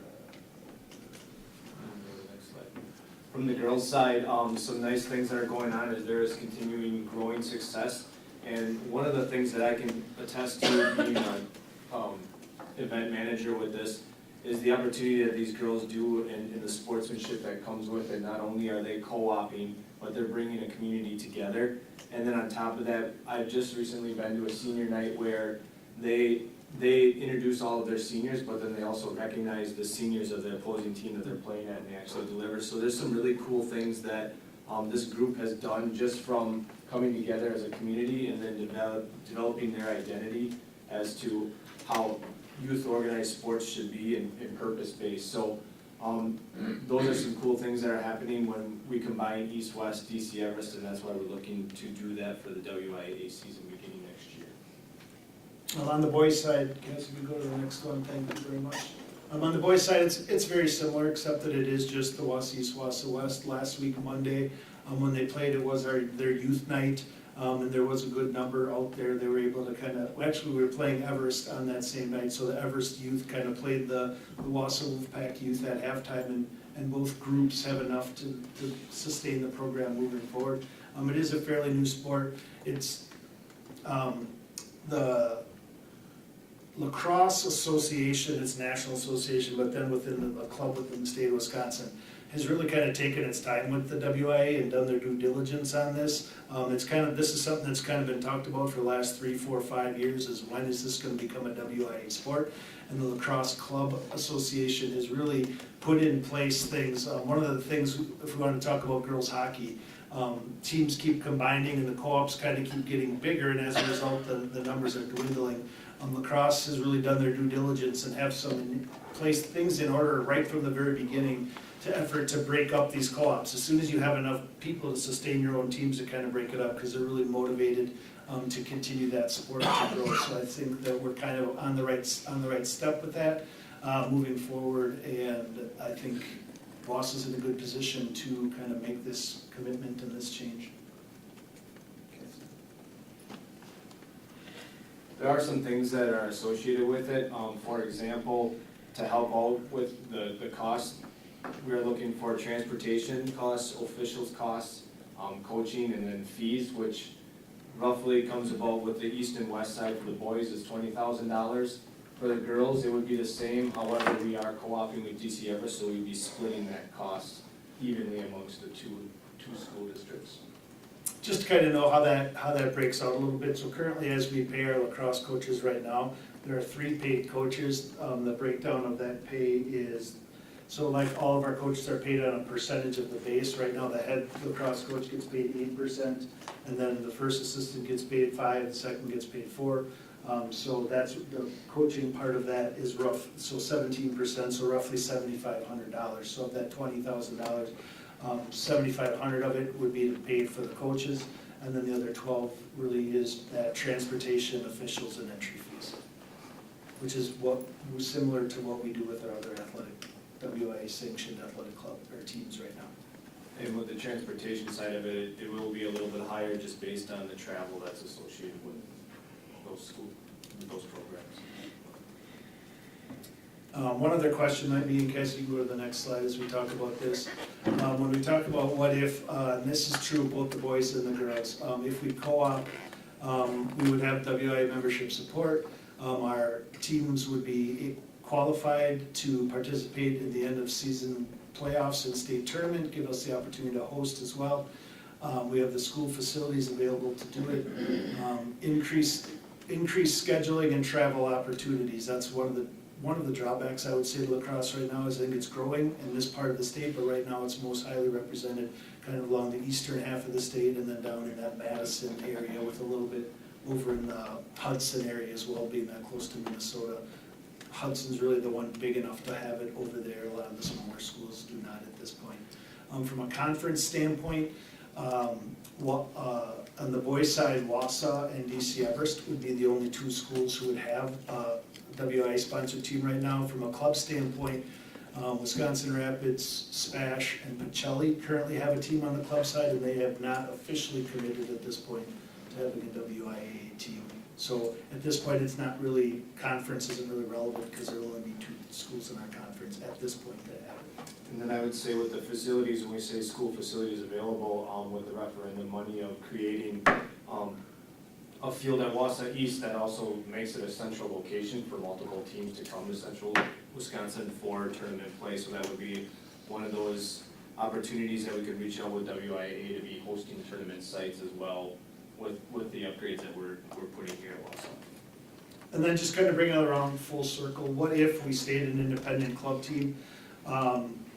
Well, we would not have a budgetary impact on us because if they wanted to stay a club team and keep playing, we could not support them in that if they want to be able, because the WIA says a club team can play against WIA teams as long as they're not sanctioned or affiliated or paid for anyway by any school district.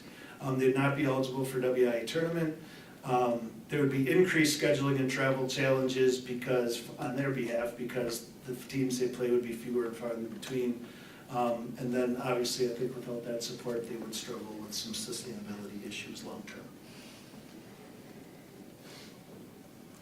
And so the last slide just kind of speaks to what the motion would be if this is something that we're interested in tonight. So if you have any questions, hopefully we can answer them for you. Let's ask the questions before we put a motion on it. Just a couple. So what happens to the club team before? So I'm just imagining like the Wolf Pack then becomes almost like the Wausau Area Little League for the youth. Yeah, exactly, for the youth. And then when a student gets into high school, then they're eligible for the JV. Exactly. Okay, so That's And good. and I would say, we haven't even touched on this, so this is just kind of pie in the sky kind of stuff. But if you talked restructuring and we talked about adding sports to the middle school, junior high level, I would say that that would be something we would look at down the road, is having a middle school lacrosse team, kind of like we do football, basketball.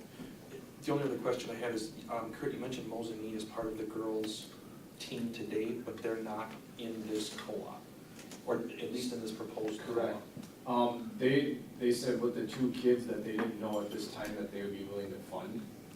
So when you have that conversation, could that be an attraction for kids to come into our district? Sure. Okay. So it's their decision, it wasn't anything that we put in place? No, it was just reaching out to say, would you be willing to fund the co-op if we presented you on there? And they said at this time that they're not willing to do that. I think it's a great opportunity, it makes sense.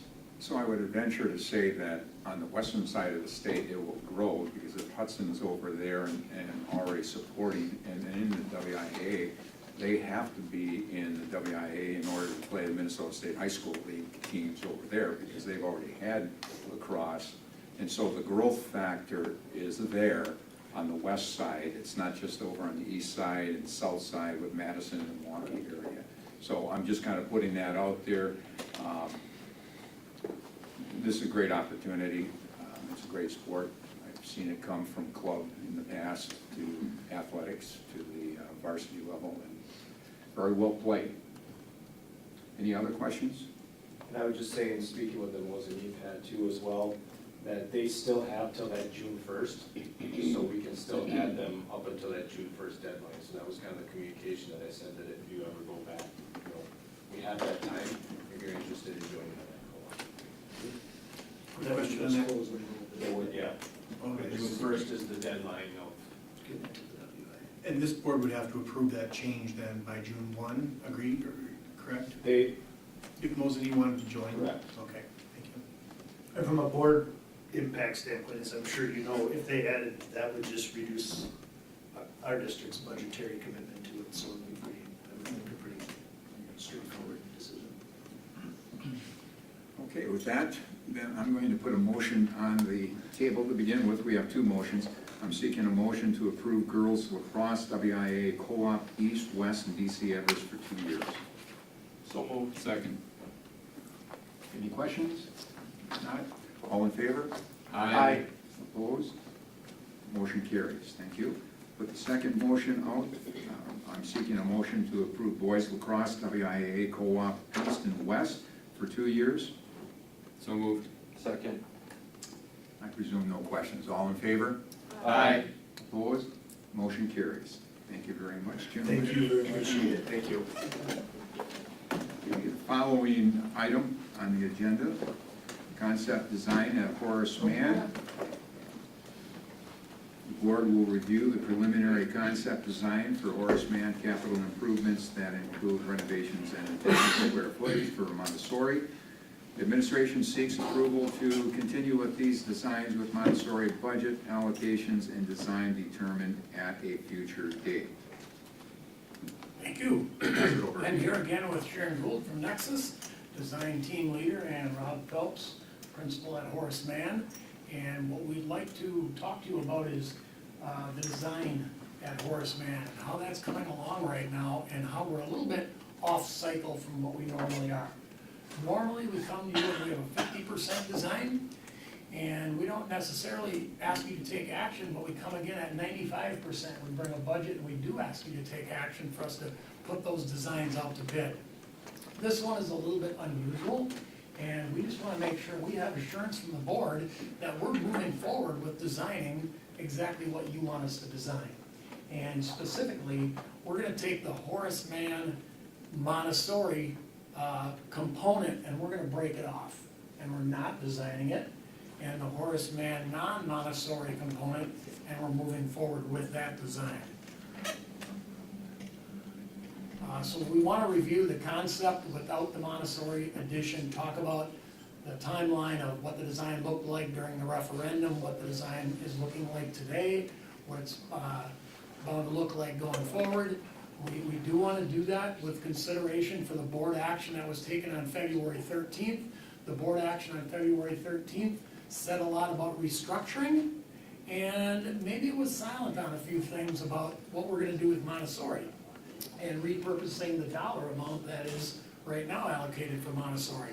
That's why we're here in front of you. We wanna make sure that we don't waste time, energy, and all the things that go into a wrong design before we do it. And then in the end, we want approval from you to continue with the design that we're already starting. With that, I'm gonna turn it over to Sharon, and she's gonna talk about the designs more specifically. So good evening, everybody. So I just, again, to follow the standard protocol, we do have the referendum concepts that was on the district website that was presented to the voters for referendum. If you look at the concept, I'm not going to talk about most of the bullet points tonight, but if you look at this lower left-hand corner, you can see a blue and a green square. That represents the Montessori renovations and additions to the referendum concept. So, next slide. So with that, about 6 weeks ago, we started the design phase. We've had 3 main design meetings with the district leadership team and the building design committee. And we've had 3 user group meetings, which involve the principal, maintenance, teachers, focusing on the major areas of design that we're looking at: the library, athletics, and the PE areas, the front office, and art. And so it did come to our attention that we're at a crossroads now on how we want to deal with the Montessori addition moving forward. So with that, we have 2 concepts that we have shown on the board. We have the original referendum concept. Again, just pointing out in the lower left-hand corner, we have the 7 classrooms of Montessori renovation in their support spaces, and then we have 3 classrooms in the new addition with the new front office for the Montessori wing. The design on the right does not include that Montessori addition. We just want to be really clear on where the boundaries are, and what we're looking for tonight is to proceed with the design as shown without the Montessori addition in the lower left-hand corner. We don't have the second floor shown because there's not a lot of impact on the upper floor. So with that, part of our conversations, and the reason why we're here today too, is we wanted to discuss the impact of changing the school to a 5 to 7 grade building. And so it did come up through our conversations that it's important to provide, through the renovations, 2 equal size, equal educational opportunity classrooms as we're remodeling that secure front entrance. And so I'd like to turn it over to Dr. Phelps to discuss a little bit just the educational value of having the 2 art rooms. Yeah, and I'll add to that equal storage as we look at our facilities. So as our secure entrance conversations continued, you can see from the left to the right how that changed a little bit. Domino effect, some planning without Montessori there went into this as well. But you can see our amount of space in the updated art room concept is a little smaller in the secure entrance. We didn't need as many office space there. When we looked at our 2 art rooms and planning for a 5 through 7, there are still some unknowns in there, but what we knew going into it was that we would need more equal spaces. 104 compared to 103 is a much smaller room. We know that we're getting our 5th graders. We know that we're getting our 6th graders. We have our 6th graders. Those 2 grades, it's mandatory to have art. In our current structure, it's only mandatory to have art as 6th grade. So right now we have a building of 3 art rooms. We're going down to 2 art rooms. We currently have a 6, 7, 8 structure where every 6th grader has art. 7th and 8th grade, it's elective. So not all 7th and 8th graders have art. We're going to a structure 5, 6, 7, every 5th grader is going to have art, every 6th grader is going to have art. We know that, state statute. 7th grade is still undetermined. So there are some undetermined, but utilizing those 2 spaces is important. Also working with our user group for art, storage space is huge, especially as we're looking at 5th graders, 6th graders. They have a lot of stuff, right? A lot of art projects. So utilizing that space and adequate storage is very important. On this slide, you just see the breakup. It's the same number, 12,119,000 is the same number that we've been carrying for Horace Mann, the building, all along.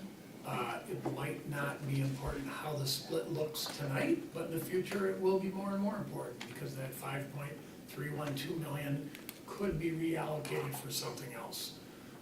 So right now, we're designing, we're already designing, but we would love to hear from you to continue designing the 6.807 million portion of the Horace Mann building. This is a familiar slide. You're used to seeing it, so I'm telling you the same thing from the previous slide in a little bit more familiar setting. The number on the lower right didn't change, $416,000 under budget right now, and it just takes that Horace Mann single component and splits it into the Horace Mann with Montessori and the Horace Mann without Montessori. And we would, obviously will answer any questions as well, but we would like to get direction from you to continue designing the Horace Mann, not Montessori portion, if that makes sense. And they're the three components. Any questions? Questions, board members? Yeah, I've got a few. So what exactly, if Montessori is removed, what exactly is changing at Horace Mann? Is it the 2 art rooms in this blue section? So what we have here is we're looking at remodeling the library space. So upstairs would turn into the new library and the lower level would be a community room. So we're looking at a new secure front entrance sequence to remodel the front office. We're adding a fitness, the green on the lower right-hand corner on both spaces, we're just changing it around to match the program a little bit better. So we're doing a fitness room addition and we're doing some locker room remodeling, some unisex toilet room addition, and other building maintenance throughout. We're replacing some of the partition walls, we're doing cafeteria furniture replacement, some mechanical work, a lot of site work. We're adding an ADA path to the fields. We're replacing some of the asphalt to upgrade it, new maintenance, and there is a playground section that's included in that project as well. It just seems like we're not doing a heck of a lot to the building for $6.8 million. Something just seems out of balance. What was the original, with Montessori included, was 12 point something, and how much was the Montessori component? The numbers. That's it was 5.3 for that lower left-hand corner? Yes, and those were the original numbers shared during the referendum and after, and that was the building improvement measure, the BIM for the Montessori was always 5.3 million, and everything else was 6.807. Okay. Because that was their main entrance then, too. If that, they would just stay at Horace Mann, correct? And so that had to be a secure area. Yeah. So Bob, you said something else towards the end about that 5.3 million could be reallocated for a different project. But this board already talked. There's nothing reallocated until, well, let me stop there. Where is Montessori going? And how's the building being utilized even with the renovations? Because it's not moving with these renovations. So where's Montessori going? So we'll be bringing a proposal to the board for the assignment of all the elementary schools. Currently, in our conversations with Mrs. Channel, we're planning on the Montessori being housed in the current Lincoln school. That's the most preferred site. And has there been any design or budget put together for that renovation, assuming that? No. We've had some conversations about how extensive the renovation needs to be. Of course, that's, it hasn't been officially designed yet, but we'll need to have a conversation with the board about your interest in reassigning some of those funds to do that. Well, I don't think, okay, I'll speak for myself. I have no interest in reassigning any funds that were already passed and aligned per the referendum. This 5.3 million is Montessori's money. If they're gonna move into Lincoln, that's their checkbook. Well, I disagree with that. And the reason I disagree with that is because I don't disagree that Lincoln would be a preferred destination for Montessori, but if they move into a building that we can't sell for $2 million, that's a consideration. If they move into a building that we now have to keep on the books for future maintenance and future upgrades, and that's a consideration as well. So I think the board needs to know what the cost is, you know, what they need at Lincoln or wherever the location is. And the question I was gonna have tonight is, because the board's gonna have to decide whether Montessori moves out of Horace Mann and to what school. Not only to what school, but even whether they move out of Horace Mann at all. Correct. And so, if the decision is that it would be better to stay in Horace Mann for whatever reason, I don't think that's the way it's going to go, but just if it did, wouldn't we get have a better bidding process if we did all of it at once than if we separated it out? If it all went as one chunk, the Montessori addition at the same time as the rest of the building, that would be a better bidding plan. And so that, I think that's part of what Pat was asking as well, is when are we gonna find that out? Because, you know, the board should make a decision on whether Montessori is moving out or not. And if they are, okay, then go forward with the plan as you have here. But if the decision is Montessori stays in Horace Mann, then you design all of it and bid it all. So your point on we wouldn't be selling another school would be that is another financial consideration that we have to consider in terms of where we're assigning Horace Mann. I'm sorry, where we would be putting Montessori. Right, and I don't Because think... the assumption right now, I think, at least mine was, is that it was already a done deal, that they were moving somewhere else. But if we're saying that's not the case, I agree with you 100%. If that's still up for debate, that's fine.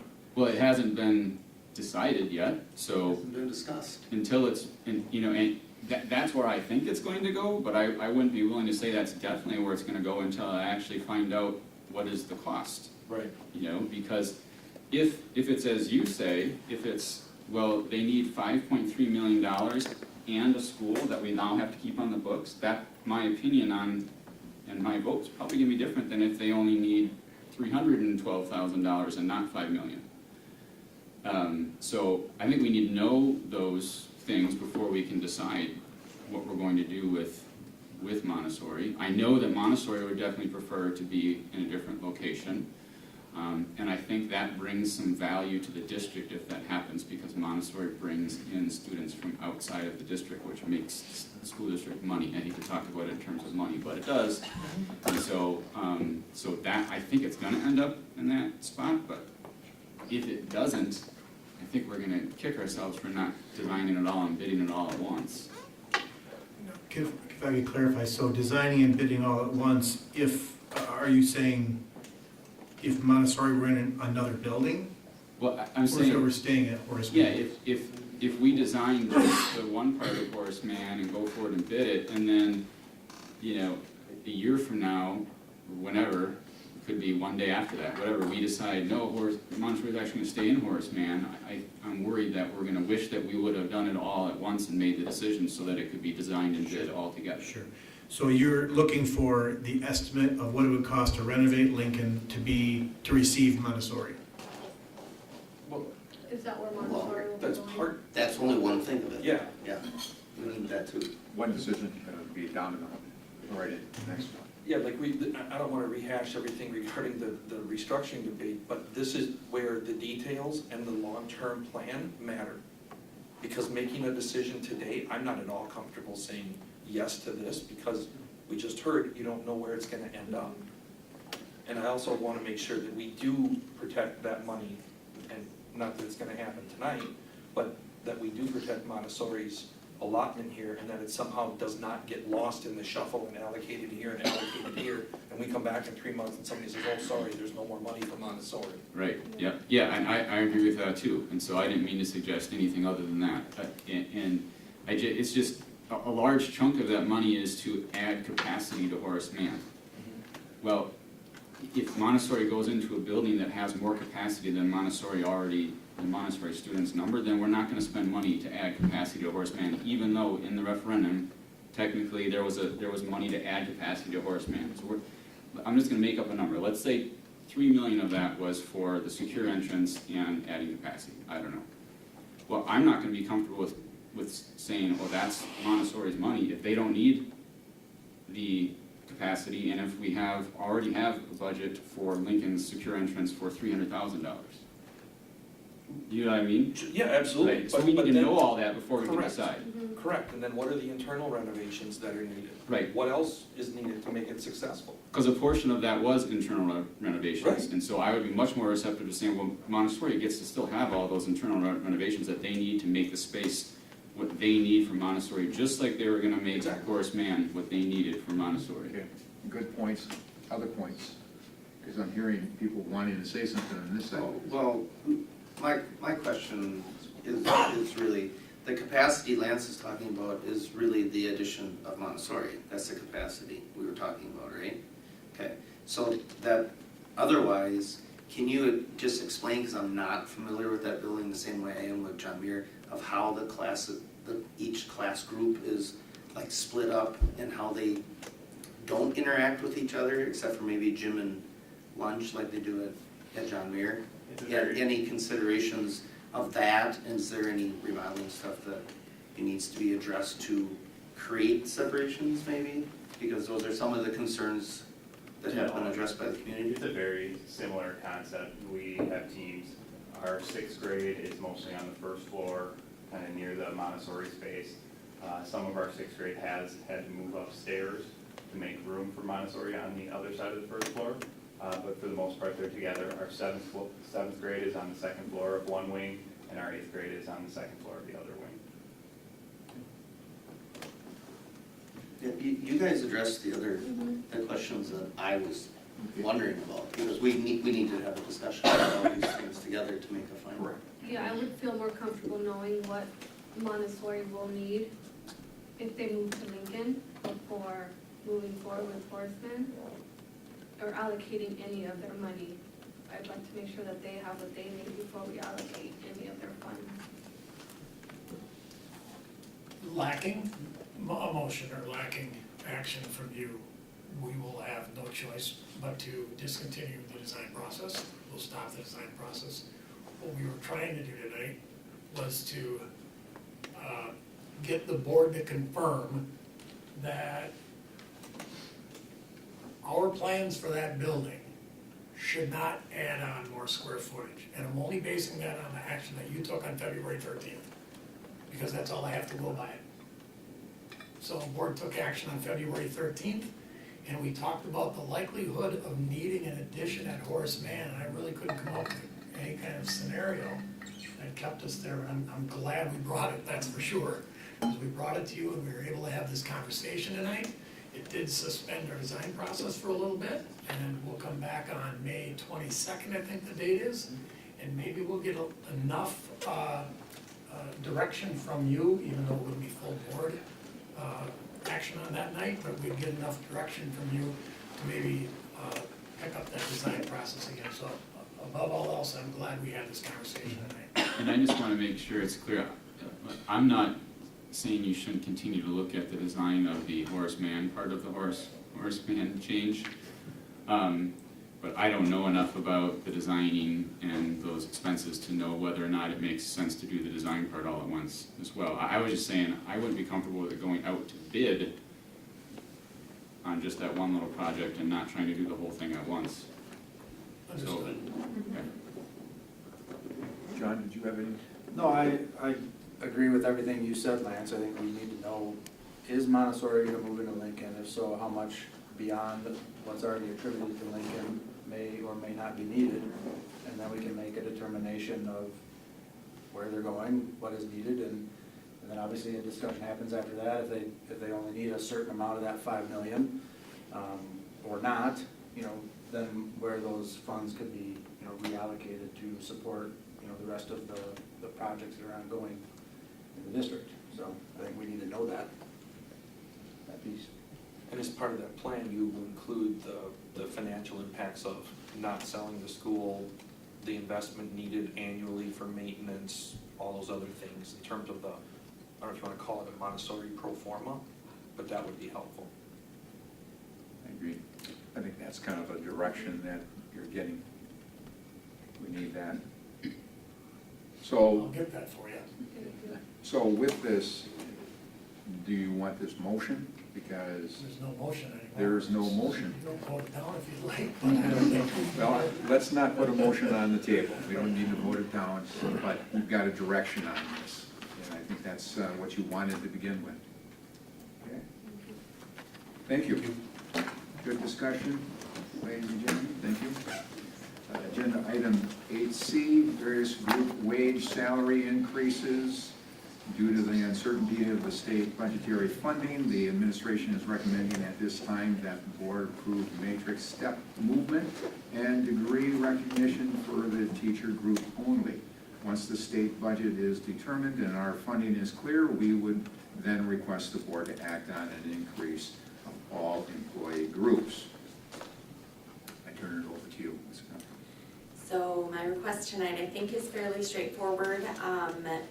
A couple items down on the agenda, you'll be acting on the renewed contracts for teachers for 23-24. When we release those contracts, it is oftentimes very confusing for the teachers if we do not advance their step and or show the degrees that they've already turned in and been approved for in terms of movement. So what I'm asking for is the board to give us the approval to move ahead and reflect those step increases and step adjustments for additional education that have already been documented and approved in our system.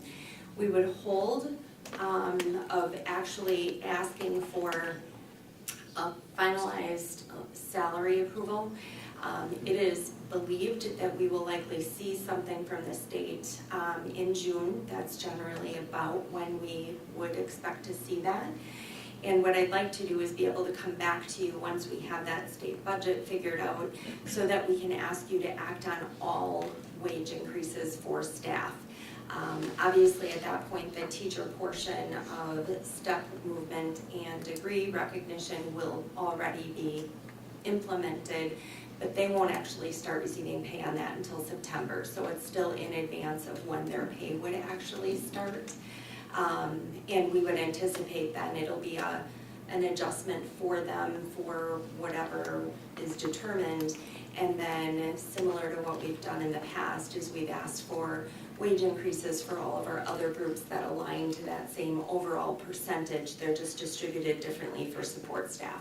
So I just wanted to go into a little bit more in depth on that because I think some people saw the agenda item and misinterpreted that we were giving raises to the teachers straightforward and not considering those for others.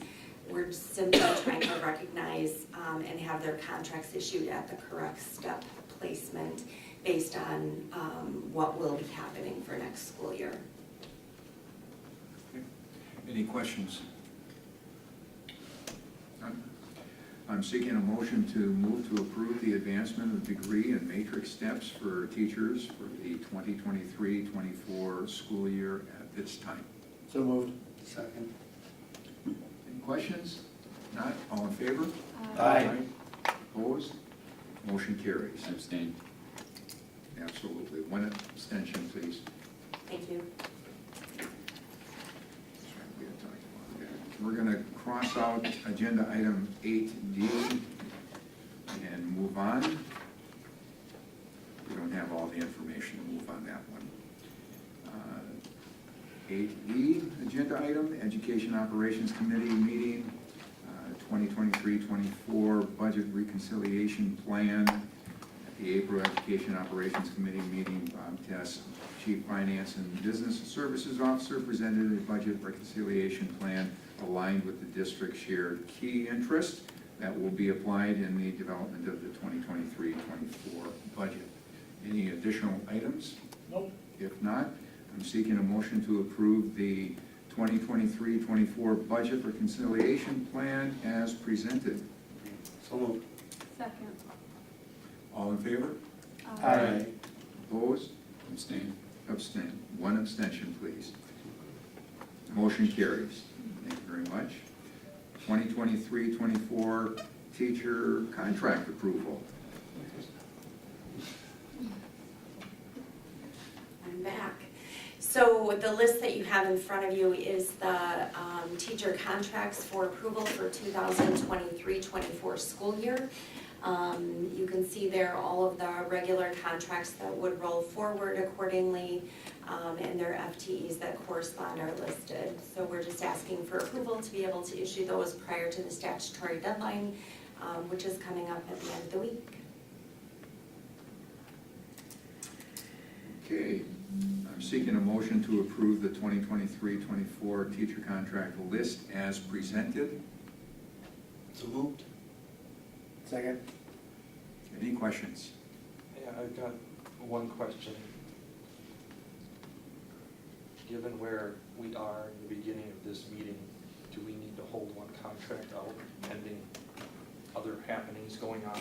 Statutorily, you cannot, because there was no preliminary notice of non-renewal provided from a timing standpoint. So even if you choose to take that off by statute, it'll automatically roll forward for next year. So there's nothing the board can do right now to get that off and have any meaningful impact? That is correct. Thank you. Okay, any other questions? If not, all in favor? Aye. Aye. Opposed? Abstain. One abstention. Motion carries. Thank you very much. Thank you. Taking a look at the following item, the Neola update. Estimate here, the committee reviewed the proposed updates to the attached policies at the April Education Operations Committee meeting. I'm seeking a motion to approve the changes to the attached policies as presented. So moved. Second. Any questions about those? If not, all in favor? Aye. Opposed? Motion carries. Thank you. E4, managed print service vendor selection. At the April Education Operations Committee meeting, Mr. Uding, Director of Technology and Media Services, introduced Marco as the preferred managed print services vendor and provided an overview of the recent managed print services request for proposal, which led to the selection of Marco by the evaluation team. I'm seeking a motion for approval of the offering a 5-year contract to Marco for district-wide managed print services and for administration to work with legal counsel to execute the final contract. Second. Questions? Any follow-up questions? If not, all in favor? Aye. Opposed? Motion carries. Okay, moving right along here. Agenda item 9. I would, ask the board, are there any board reports, growth and development reports that you'd like to share with the rest of the board? Any comments, anything that's happened? This is the time. If not, I'm going to turn it over to our legislative liaison, Mr. Sillers. Will deliver the legislative liaison update up to this point in time. Yeah, my update will be verbal, unlike Mr. Webster's where he created a report. I have listed on the other sheet about our activities in the last couple weeks.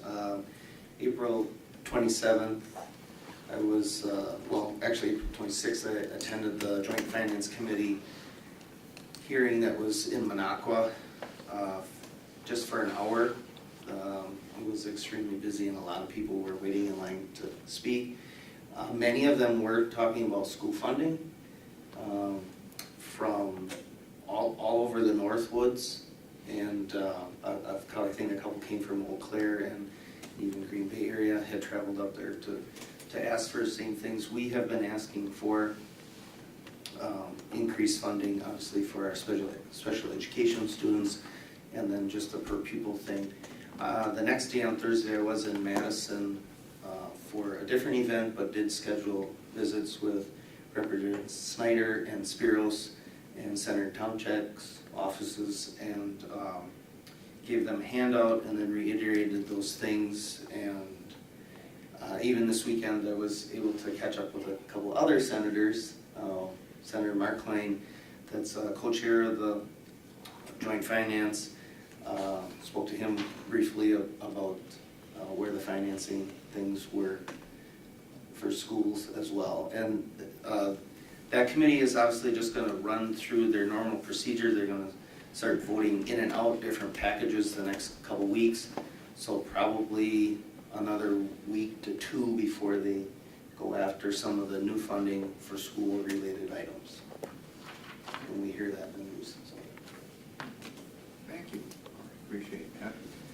Next item, superintendent comments? Nothing to add, thank you. And if I could have member liaison district activity report put into the official record, I greatly appreciate that.